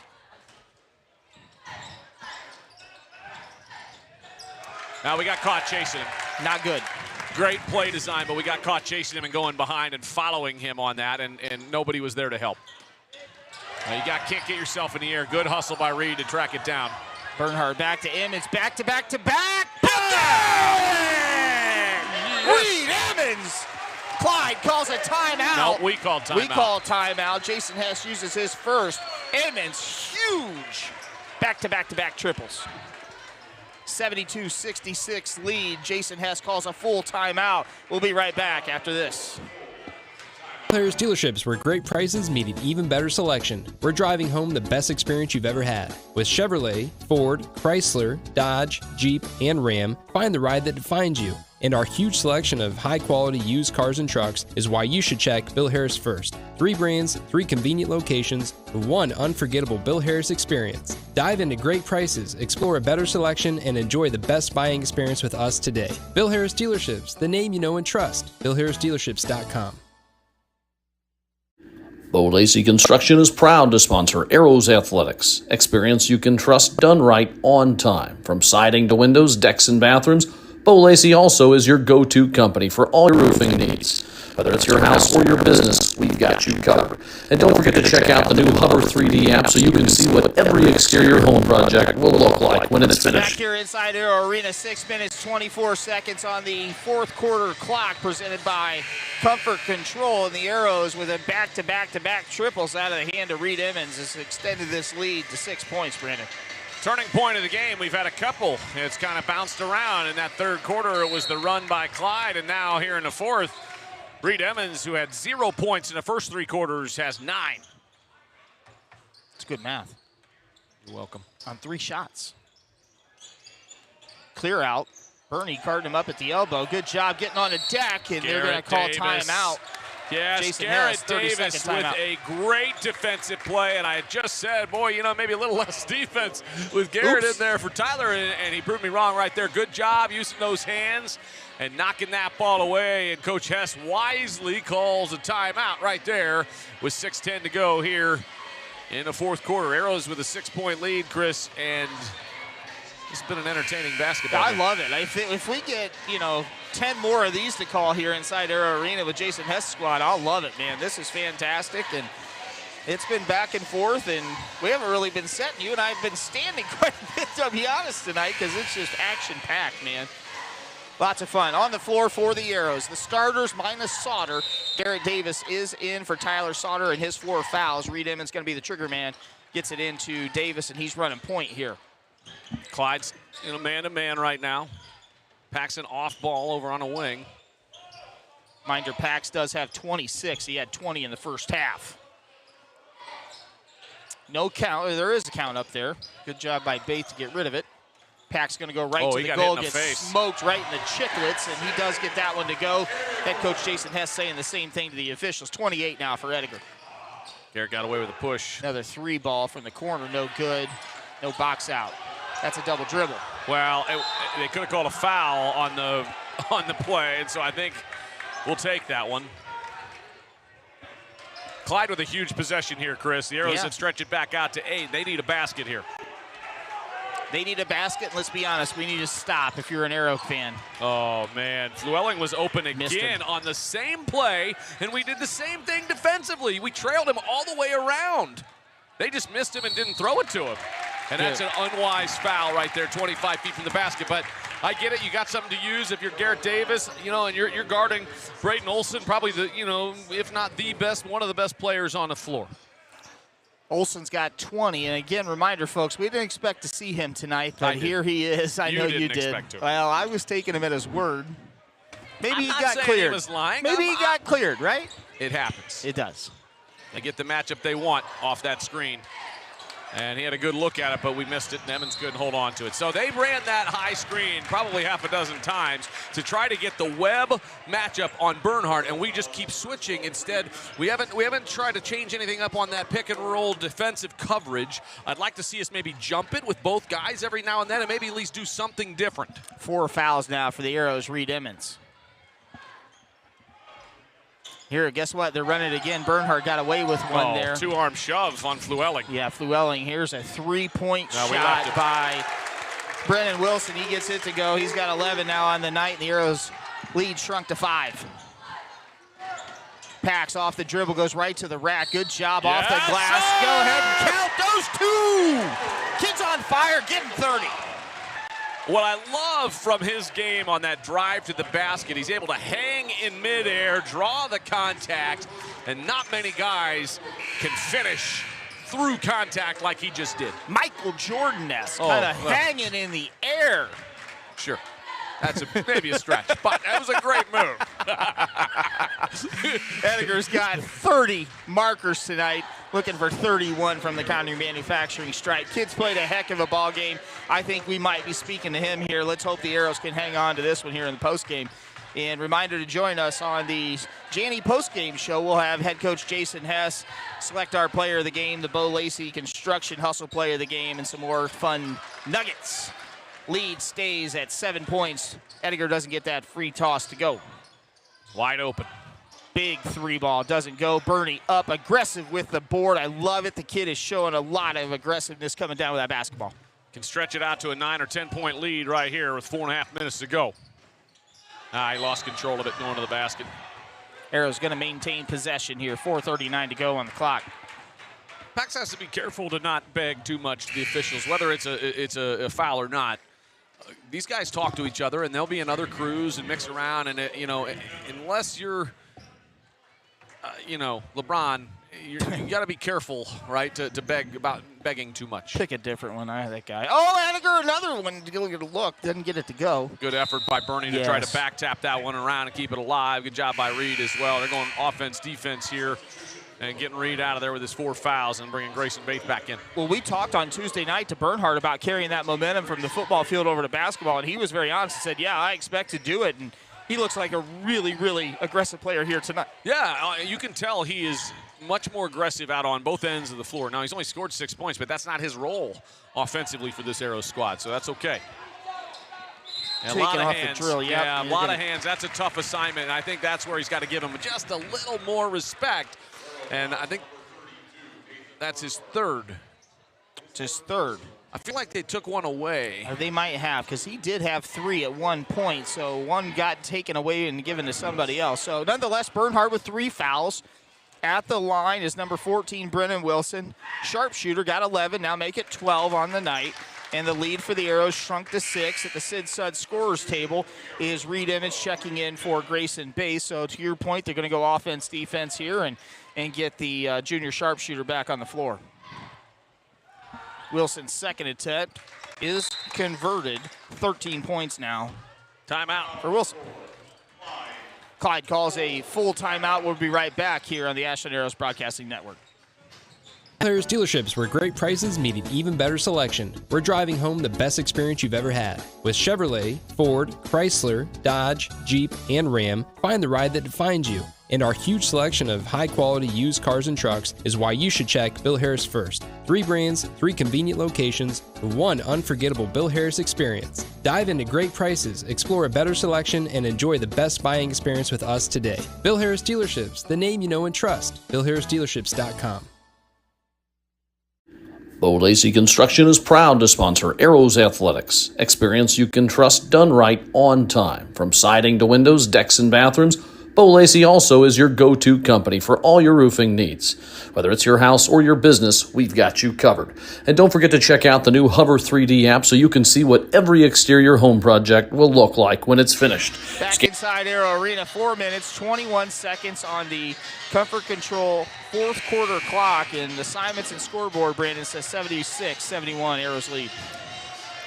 Yeah, what do you want me to say? It's a good game. Clyde has just not gone away. All night long, they have just hung close. Full court pressure, man-to-man right now. Clyde showing lots of grit, lots of determination. Gabe Baith on the floor. Pax Ediger going to play point. That's what we expected, right? I mean, out of a Clyde team, this is what you see. Garrett Davis on the floor. Sauter normally would be, but he does have those 4 personals. Him and Reed Emmons both with 4. Bernie getting shoved in the back pretty good by Dashner. Those big guys are kind of used to it. The double was coming on the backside.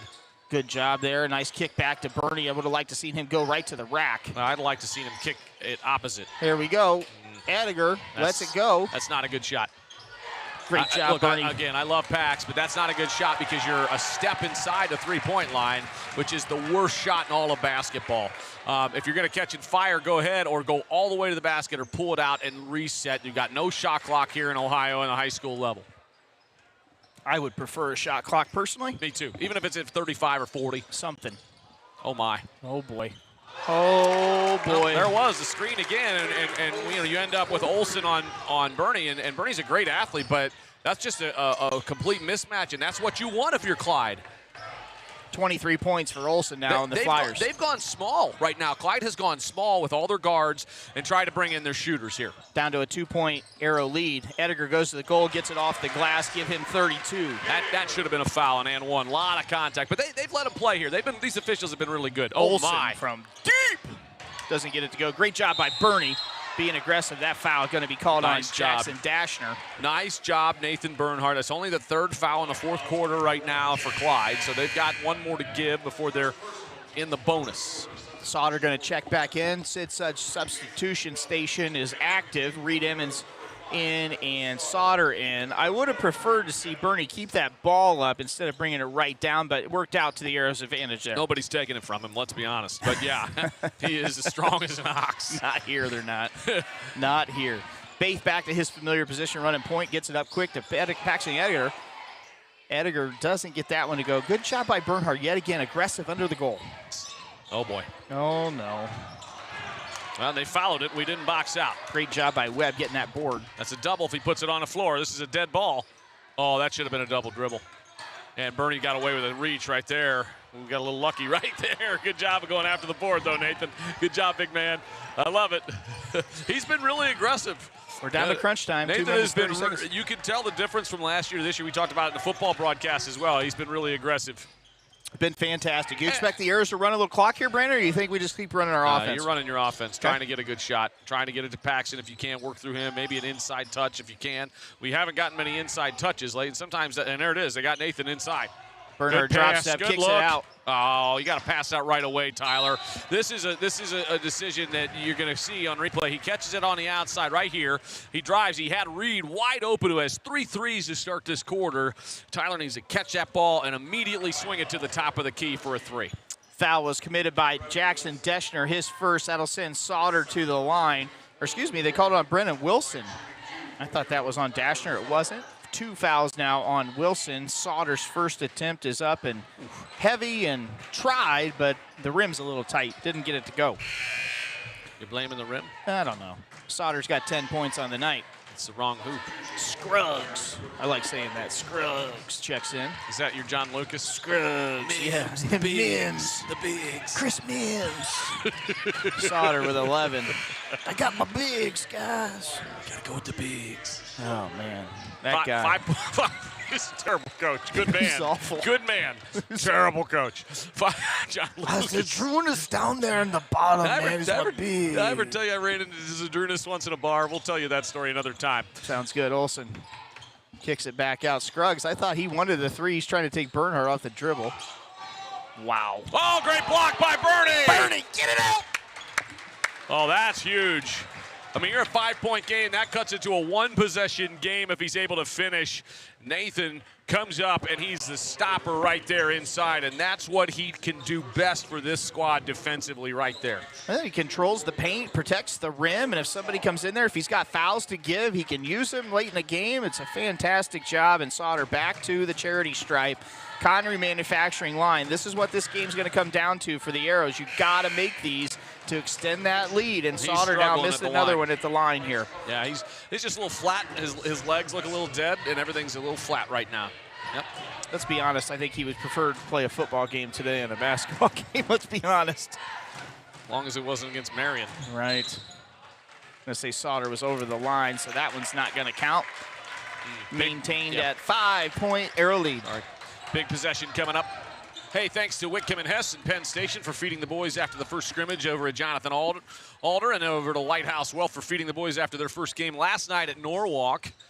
And a big turnover for Clyde, and then B-Dubs in Ashland for hosting the first team dinner last Thursday. Wide open Sauter under the goal, found two.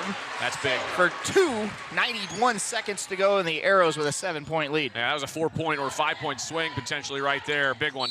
Yeah, Nathan with a hand check right there. Now he's got 4. Cedric Messer and Nathan Bernhardt have had a little going at it out there. I like it, aggressive. Nathan did a good job right there because I think Messer was trying to bait him. And you see the official talking to him right now. Messer tried to bait him a little bit right there and kind of tossed the ball at him. And Nathan did a very wise, mature thing for a 17-year-old kid. He took the ball and handed it to the ref. Well done. He no dummy. I might not have done that at 17 or at 47. Arrows are 6 of 12 from the line tonight, Brandon, for 50%. I can do that math. That's not good, Chris. That's not good, my friend. Usually you want your teams around 70, 75% if you can. And just on the other end, now Clyde does get both of theirs to go and takes the time, time's not running, dead ball, and they convert for 2 more points, bringing it down to a 5-point lead yet again. Got to take care of the basketball here. Edgar might have got away with a push-off there, but he does have the ball, going to get it over before the 10-second violation is even in question. He initiates a lot of contact. That's a hold. Come on, you're not going to get that call as an intentional foul. You got to use your credit wisely here, right? And so they're not going to call that one. You're in a fouling situation, right? The coach is working it. He's trying to maybe work for the next call. I think the ref, the Zebra, just said, "Are you serious, coach? Come on!" And then that conversation ended. Look, for me, I save intentionals. Intentional fouls, Chris, have to be almost a deliberate attempt where somebody is put in danger, is what I would say. So it's a fouling situation. So that one I just write off. 6 of 13 are the Arrows now. Edgar's second attempt, no good. Back tap by Bernie awesome and job. a beauty. Beautiful job by Bernhardt to maintain possession. Gabe could have went in the backcourt to get that off of a free throw like that. He didn't have to try to hold himself right there. Good job of the Arrows trying to play keep away, and they get it to Edgar. Edgar out to the corner. He was trying to. He got smoked in the melon. And they bumped heads pretty good. You remember 2 years ago, Pax at New Philly in the JV game, knocking a chicklet or 2 out and really having a tough one there. But those guys hit heads pretty good, and training staff's going to come out and check. That was a Wilson, who's got 13 points tonight. That was a quick return back to Ashland for the Edgar family, and a quick call to Dr. Kevin Priest to come into the office and check those out. We're in the Priest Dental broadcast booth. It was a nice segue, Brandon. I kind of took the bait there. 81-76 lead, 60 seconds on the clock here. The Arrows with a 5-point lead. Look, you're going to get fouled. You're going to go to the stripe. you knock them down, you think you got a pretty good opportunity to close this one out. Yeah, 5-point lead. These free throws coming up are big. Obviously, you hope Brennan Wilson is okay. I think he got his bell rung out there, and hopefully they're checking him. I'm not sure, but the Arrows are in a spot where you can go to 2-0 to start the weekend and start the season. And right. I mean, before you even get into OCC play, you've got some time off this week and chance for them to continue to work on things. I think he did get his head, but I think he's holding himself there a little bit too. I think he might. This might be the dreaded C word. Yeah. I think he got himself pretty good, and it's a bright gym too. So he's a little woozy, and thoughts and prayers go to Brennan. Hopefully, it'll be a quick recovery. I've had a few concussions. You can insert joke right there, but they are no joke. No. And they do mess with you long term. The more you have, mess with my memory, and so they are real. And I'm glad to see the Guardian caps. Yeah, in football. I know we're awesome doing basketball, but I think it's fantastic. Yeah, and you don't get a ton of concussions in the football side or in the basketball side, but they do happen like that. And so, thankfully, Pack's got the least of it. Unfortunately, and now what? You hand the ball Why did to we the not official. talk about this before? You pass it to the young man at the free throw line who's been waiting through this injury stoppage, and now you come over. Talk about it. You had all that time while the training staff was out there. It's like a false start. Edgar up and good. Yeah, Give him 33, guys. Sorry, Chris. Much better getting that ball up in the air. Back-to-back. They're on the second of a back-to-back, and so Arrows might be getting a little tired here, but good job there at the free throw line. That's usually when it shows up at the free throw line. 34 for Edgar. Huge night inside Arrow Arena, the home opener for the Arrows here, looking to go to 2-0 on the season. Olsen. I think that's not a wise foul right there. You stop the clock, you put him at the line. If he makes them, now they can set up in their pressure. Bernie's fifth. He gone. And Bernie fouls out. But I will say, I think Bernie played really well he played tonight. fantastic. Good job of being aggressive on both ends of the floor, particularly on the defensive side. He's a stopper in there, and guys know. And this Clyde squad has been perimeter only, right? They have not scored many points at the basket. They've scored a few off of some out of bounds plays and a couple of other design plays to get guys open, but they haven't scored a ton of points inside the paint. I will say, you pointed this out a few times tonight, their design plays out of bounds and on the inbound, man, they are really, really dynamic and really, really good. We got a timeout here. Go ahead, Brandon. Bernie with 13 rebounds on the night to go with those 6 points. Thanks to Aiden Chandler for keeping stats for us down there and keeping us informed. 7-point ball game, Chris, coming out of the timeout with 51.7 to go. Arrows, after this, have a bit of a break. Yeah, we've got a bit of a break, and we're not going to be back here with these Arrows for quite some time. They head to West Holmes, and then they play at Massillon Washington High School in that common tournament there. That's a one day of just basketball games. They play JFK at Washington High School right around Christmas time, and we'll be back here, I believe, on the 17th or something against Senior High School. So we'll welcome in the TY Tigers. We saw the ladies here today, and our Arrows were able to get that victory earlier this afternoon. And I'm going to take a little bit of our equipment over to Terrence Webb and the folks at Armourdine to get a couple of fine-tuning things done on this YOLO box. Terrence Webb, former neighbor. Love Terrence Webb. Good boy. He's a character. I love Terrence. 24 points for Olsen. Splits the pair. 6-point game, full court pressure. Get the ball who you want to be shooting the foul shots. Good job by the Arrows. Gabe Baith getting away. Well, they tried to foul. Shortridge tried to foul, and now Oscar Webb's going to have to come up and foul, and that's his 5th. So Webb, one of their leaders and shooter and a good scorer, he finishes with 14. Good player. Excellent player. They had some good, well-designed plays on the high picks. Good shooter. And, as a junior, with a good night. And so now they're down a couple of guys. Brennan Wilson out in the locker room. Coach Schetzer waiting until the last possible second to determine. Well, you get 30 seconds. You get some time to get your guys a little rest. It's like a timeout. And they're on the second night of it back-to-back, right? They played last night? No. They played Thursday, They played Thursday. I believe. Okay, so it's still 2 games in 3 days. Yeah. An opportunity. You're on the road here. Opportunity for your guys to just have a little bit of a breather. Baith at the stripe for 2, gets the first one to go. That's his 14th point. Good job and a good performance for the junior point guard, Gabe Baith. On the floor for the Arrows, Emmons, Ediger, Gabe Baith, Sauter, and Davis. Davis, good job working hard on the block there against Stonebridge, trying to get that rebound if there was one, but Baith gets it to go. 8-point lead, now 5. Wow. He's good. I mean, he's good. And the game is still in the, this game's Question not over mark. yet, right? This game is not over yet, Chris. No. Wow. Look, we got 85 and 80 points on the board, 165 points in a high school basketball game. What more could we ask for in the home opener? This has been fantastic. Well, I'm not hoping for overtime. No, I'm not either. That's what I'll tell you. Let's just go ahead and knock these foul shots down for the Arrows. We're going to get fouled here momentarily and get out of here with a win and head to the shop, so to speak. Yeah, both teams in the bonus. Possession arrow belongs, as you see on our scorebug, to Clyde. So any tie-ups will go to Clyde. Arrows still with 2 timeouts left, and Clyde with 1 remaining. 5-point game right now, and you're going to see Eric Cobble check in, I think, for the first time tonight. So he must be a guy they can use for some fouls and or opportunity to shoot. So Cobble checks in. Cobble's been in. He's already, just kidding. he's in the score column, on the foul column, I should Okay. say. Well, my He's already apologies got one. to the Cobble family for not recognizing that earlier. As he smashes some Goldberry coffee. My man, or probably tea at this hour. I've switched over to tea. Yep. Yeah, I had to switch over to decaf at this point. Sauter looking to get the ball in, does to Gabe Baith, and great play design by the Arrows. Get it Yeah. back into Pax Ediger's hand.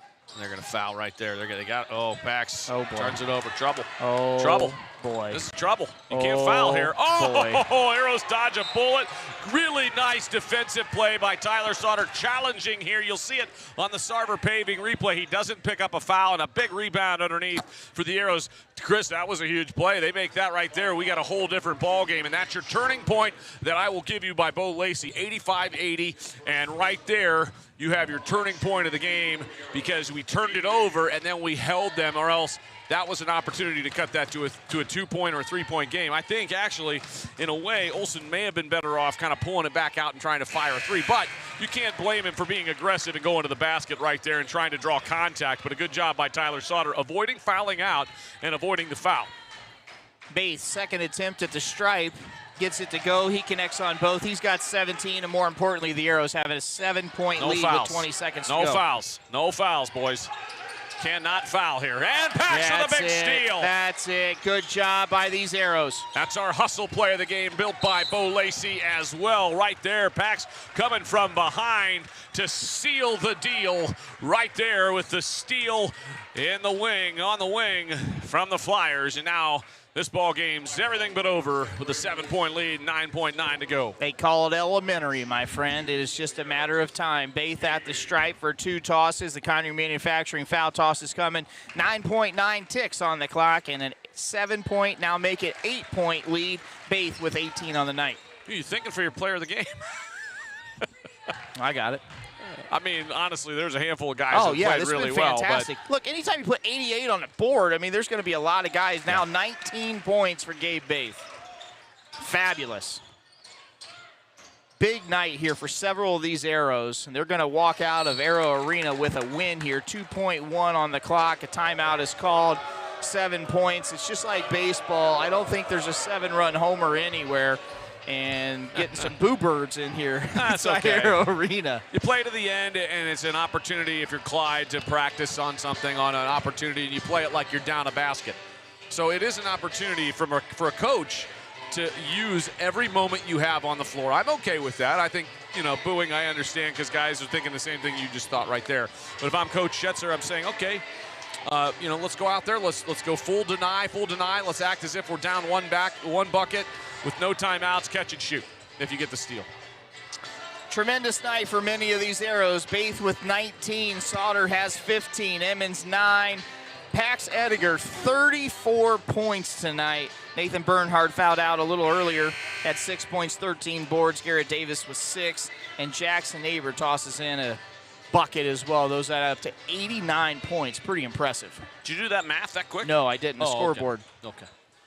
And the story on the other side, man, has been Braden Olsen. The kid's got 27 points. And he didn't score in the first quarter, keep in mind. Yep. Oh, a little extracurricular right there between Mason Flewelling. That frustration happens.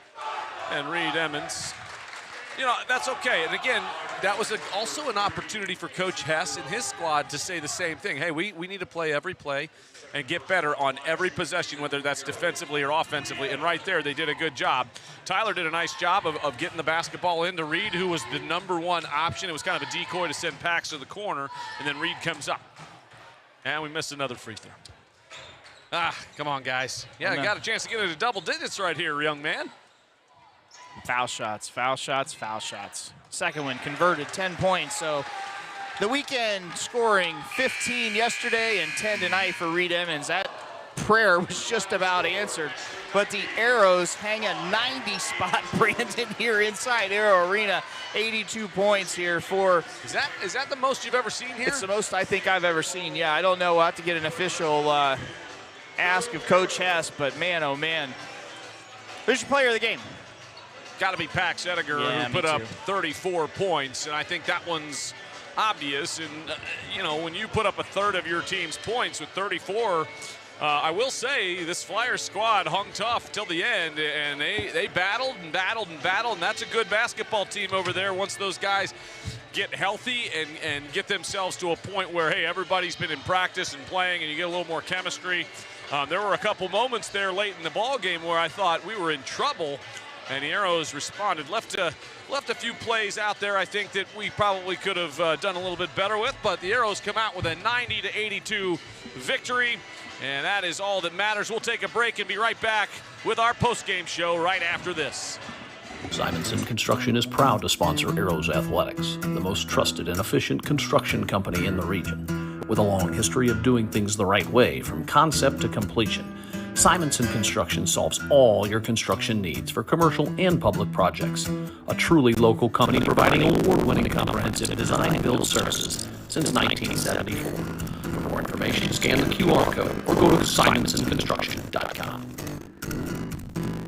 Come visit the South Street Grill in downtown Ashland, the official watch location every Friday night during the Arrows football season.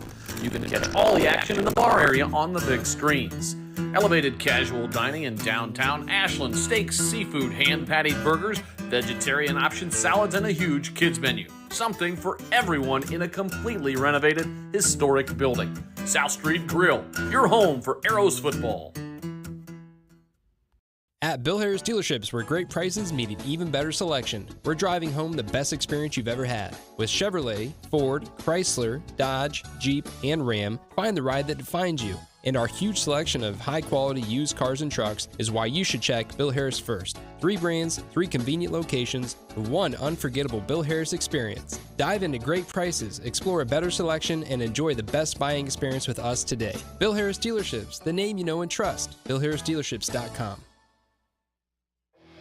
Bo Lacey Construction is proud to sponsor Arrows Athletics. Experience you can trust done right on time. From siding to windows, decks, and bathrooms, Bo Lacey also is your go-to company for all your roofing needs. Whether it's your house or your business, we've got you covered. And don't forget to check out the new Hover 3D app so you can see what every exterior home project will look like when it's finished. Scan the QR code or visit BoLaceyConstruction.com for more. The team at Whitcomb & Hess have all of your needs covered. Plan, Grow, Thrive. Financial advisors and CPAs will help you grow your business and investments.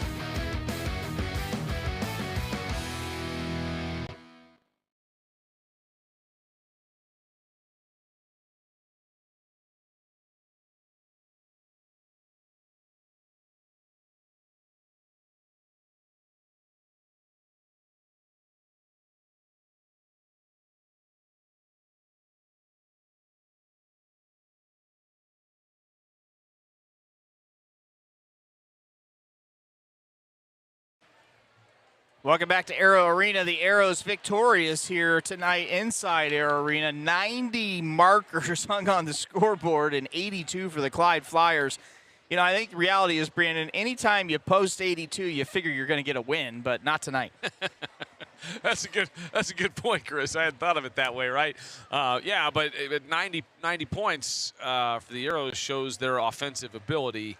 I don't like giving up 82. The third quarter was not kind to us. We had quite a run there in the third quarter, and I think there was an opportunity there for us to maybe stop that run and stop the bleeding, and we just couldn't find a way. And, give it to Clyde. Hats off, right? They kept competing and fighting and battling. That's a pretty good, scrappy basketball team down there. They're going to win a lot of games. They're going to win a lot of games. SBC's tough. It's got some really good basketball programs up there as well. What I will say, I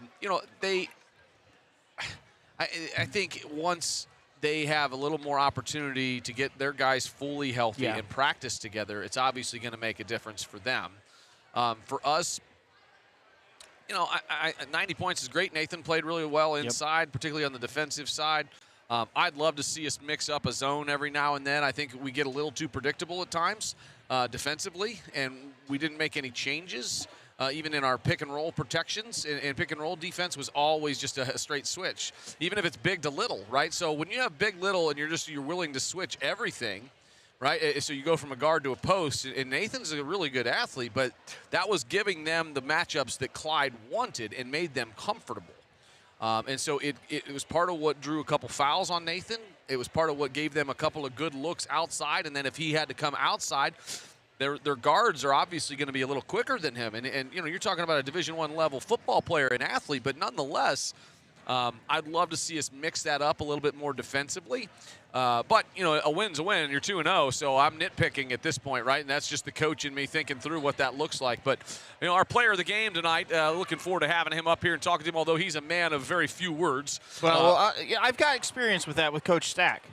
Well, I was going to make that comparison. I was going to be like, maybe he went to the Stackhouse School of Public Relations. Well, he certainly would have had Stack in school, so maybe that's where he learned it. I don't know. We'll figure it out. You need to ask him. Pax Ediger's about to join us here, and we are excited to have him because it was quite a game for Pax. And I think, hey, Pax, how you doing, buddy? Pretty good.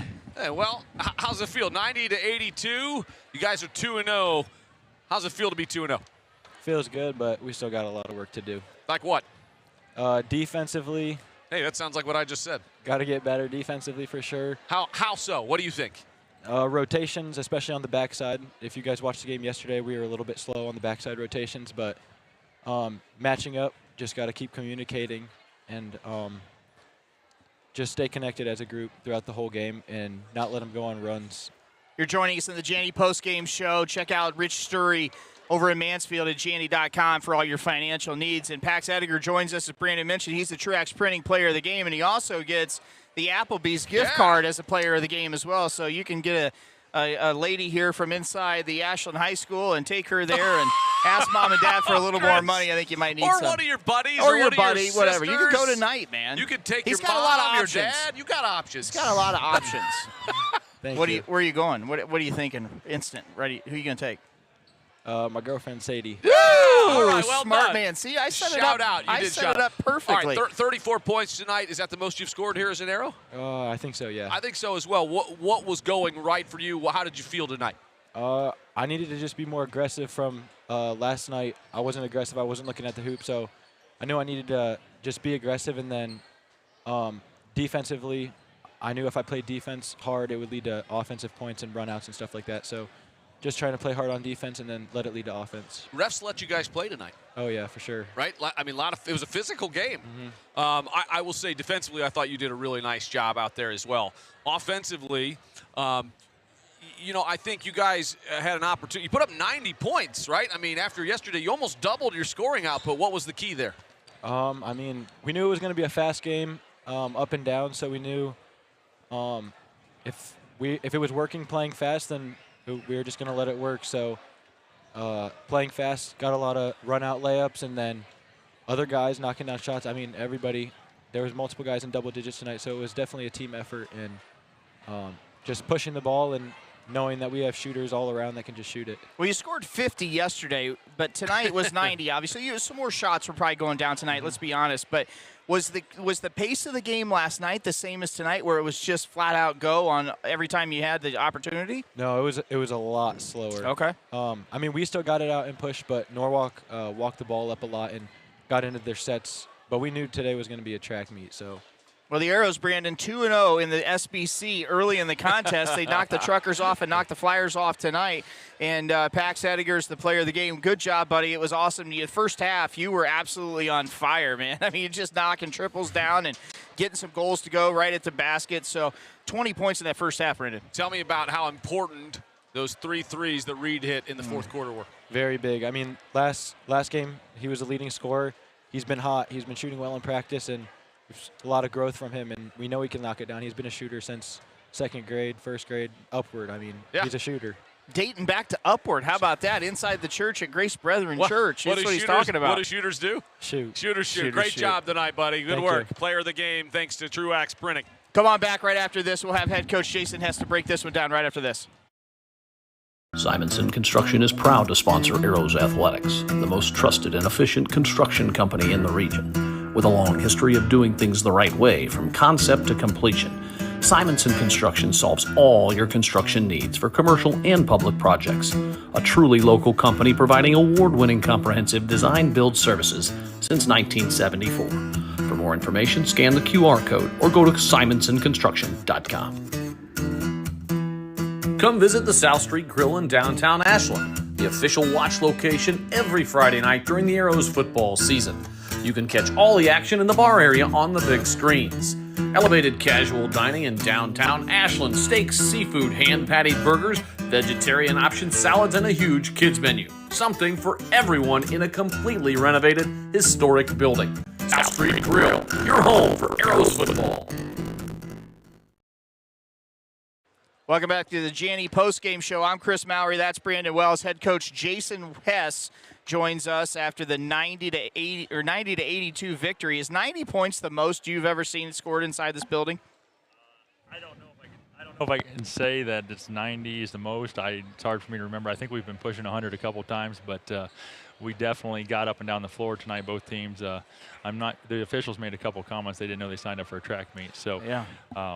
It was a fun game to be a part of, and it's even more fun to be on top when it's over. Well, you told us on Tuesday, you told us on Tuesday your goal was to get out and run and even faster than last year. I didn't think that was possible, but I guess we saw it tonight. Well, I don't know how much of that was our doing or it was more the way Clyde plays, which, we're comfortable playing that way. I thought we did a nice job handling the basketball, but where we struggled at times was getting guys matched up in transition.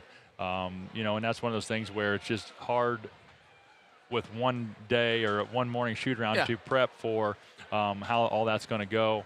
And I had some bad information. I'm not going to point any fingers at Chris of who was going to play and who's not going to play. Listen, I told him, Jason, I said, look, there is no way that all of those guys aren't playing. I said, no offense to Coach Schetzer, but I think he was saying, I just said the same thing. I told him, I was like, there's no way. I'll believe that when I see it. And every one of those guys played. Olsen goes for 27. Messer had probably 12 or 14. And Perkins, he didn't play as much as the other two, but I think he went for 6 or 8. So they got 35 from the guys that were injured on the football field. Coach, the refs let you guys play tonight. It was a physical game. It was a physical game. It's one of those situations, and I don't know how to address it for sure because I can't get fined. I guess nobody's really watching. If I was, I don't know about that. There'll be 1,500 to watch this. But I mean, unfortunately, at times, and I know I'm a little biased because I played similar to what Nathan's doing now. Just because Nathan is bigger than the other team, he gets penalized. Smaller guys are allowed to hang all over his arms, rake him across the arms, shove him with 2 hands in the back, and nothing. And I mean, it's a physical game, and basketball is physical, and I don't want to call every nickel dimer. I mean, sure. No, that's no fun for anybody. But when they're blatant fouls, just because he's 6'6" at the rim, we still got to blow the whistle. How impressed are you? Because I am with his progression from last year to this year, being aggressive but still under control. And I think that obviously we saw it in football, but how impressed are you with that? Oh, very. I mean, I told him last night, and you guys weren't up at Norwalk, or at least weren't broadcasting. Right. That was the best basketball he's played in 2 years. Or 2 and plus years here. I mean, he wasn't perfect. I mean, he missed some shots, and that's going to come with as the season goes. He's going to get more efficient around the basket, but he made basketball moves at the basket, and he drew double teams and found open shooters. And you saw that tonight to start the fourth quarter. We get him inside touches, and all of a sudden now Reed Emmons is wide open, and knocks down 2 threes. Last night it was the same situation with Tyler Sauter in a tie ball game with 2 minutes to go. Now we're up 3. We talked a lot up here about, I was talking a lot about the importance of those inside-outside threes, right? The inside touch before, and it draws the defense in to get those guys just that split second they did. Talk about Reed Emmons and those 3 threes he hit in the fourth quarter. Yeah, you know, Reed had a rough night. He was our leading scorer last night. You know, and tonight to start the game, the first 3 quarters, he was struggling a little bit. I mean, he didn't make shots. He was in a little bit of foul trouble. He didn't get in the rhythm and the flow of the game. You know, and hit some big ones there in the fourth quarter. To really stretch it out and make it, you know, a 2-3 possession game from what it was a 2-point game at the start of the quarter. You talked about Bernhard. He had 6 points, but more importantly, I thought 13 boards and controlling that paint, rim protector. And, you know, he's being aggressive and playing with physicality, but he's not getting called fouls each time. He's got more body control. That's I think what I've noticed here watching one game his junior year. But, you know, he pulls down 13 boards, and he's getting it out and looking down court, looking to get an outlet pass into some of these guards' hands and hopefully get a transition bucket, which has got to lead, you know, to some buckets, and it got to make you feel good. Right. Well, and not only that, he's able to guard on the perimeter. If you're watching us, you know, we're switching ball screens, and now Nathan's matched up with their point guard. And he's in good enough shape that he can move laterally, and he's a good enough athlete that he can keep those guys in front of him. Yeah, they made a couple shots over top of him, but they're contested 25-footers, and, you know, that gives us some flexibility defensively when he can switch and get out and guard anybody. Well, we'd be foolish if we didn't talk about Pax Ediger. He was hotter than a firecracker. He had 20 in the first half, 14 in the second half, 34 for the game. He kind of led you guys. And, you know, it didn't look early in the game we were going to need all those points, but here at the end, we sure did. Yeah, we did. And Pax is, you know, he's a gym rat in every sense of the word. I mean, he just loves the game. Right. He puts the time in. And, you know, he was a little frustrated with his performance last night. He said as much, You know, and, you know, I think he was very comfortable. We got out here on his home floor and saw the ball go through the basket early, and he was very aggressive going into the paint, scoring inside, not just settling for jump shots, but then when the jump shots came to him, he knocked those down as well. So, you know, we expect Pax to be able to score, and that's the one thing we said about last night's game. You know, Gabe and Pax had single digits last night, and we found a way to win.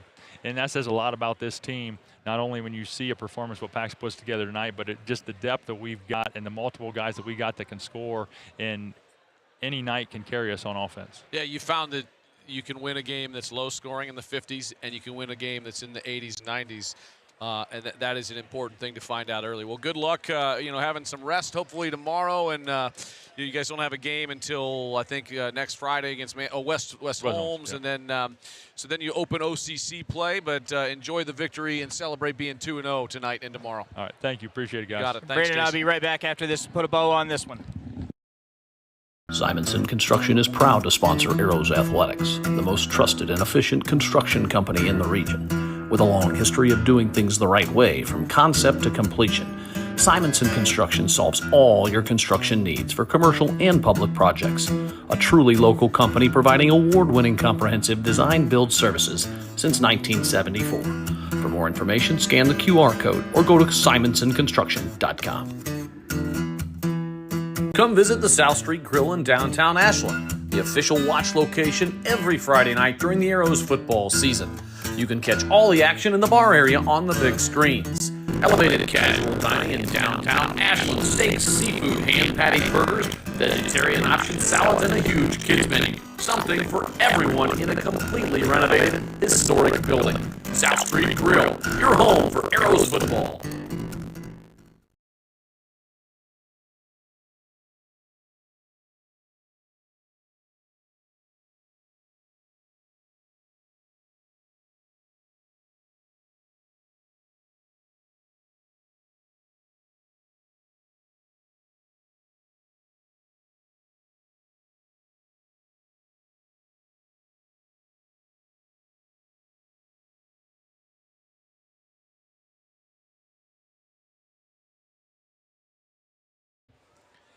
Back to put a bow on this one inside Arrow Arena. The Arrows victorious, Brandon, 90-82, a track meet, 172 points we witnessed. You heard from player of the game, Pax Ediger, and head coach Jason Hess there at the end. It's an impressive win here against an athletic, scrappy, good team from the Sandusky Bay Conference. And Clyde is always a tough out whatever sport, it seems like baseball, football, basketball, and their main sports. Yeah. But yeah, the Arrows. You heard from Coach Hess. You heard from Paxton Edgar, our player of the game. Always appreciate the fact that Coach comes up and talks with us, whether it's a win or a loss. And I like what Paxton said. He's starting to understand like the big picture, I think, and now he's going from a sophomore to junior, and that group of juniors now, I think, is really getting it. And this has a chance to be a special season. You start off 2-0, just like football, where you win a couple games early on, Chris, and guys do start to really buy in even more to what coaches are saying. You get a rhythm. You get momentum. You start playing with a chip. You start expecting to win. Yeah. That's a recipe. And it's not necessarily, I mean, you can call it a chip. To me, I think it's playing with joy and playing with passion, because that's a little bit different. The chip is when people don't think you're going to be any good, and you are. I think people weren't sure about this squad, right? But maybe it is a little bit of a chip too, but I like the idea of these Folks, guys. it's a chip. I like these guys coming out and playing with passion. And let me say it this way. I'm showing sorry. how much they love each other, and that translates. In the public school system, it's a chip. In the private school system, it's probably, I don't even know what it's known because I'm a public school kid. You're going to have to enlighten us. Just to be clear, I was a public school kid through 8th grade, and then I went to a public university. Yeah, you bypassed By the pharmacy. Way, we talked about putting up a lot of points. I was part of a team that put up 100. Whoa. I also have been on the wrong end of that, and just gotten my socks knocked off, and that happens.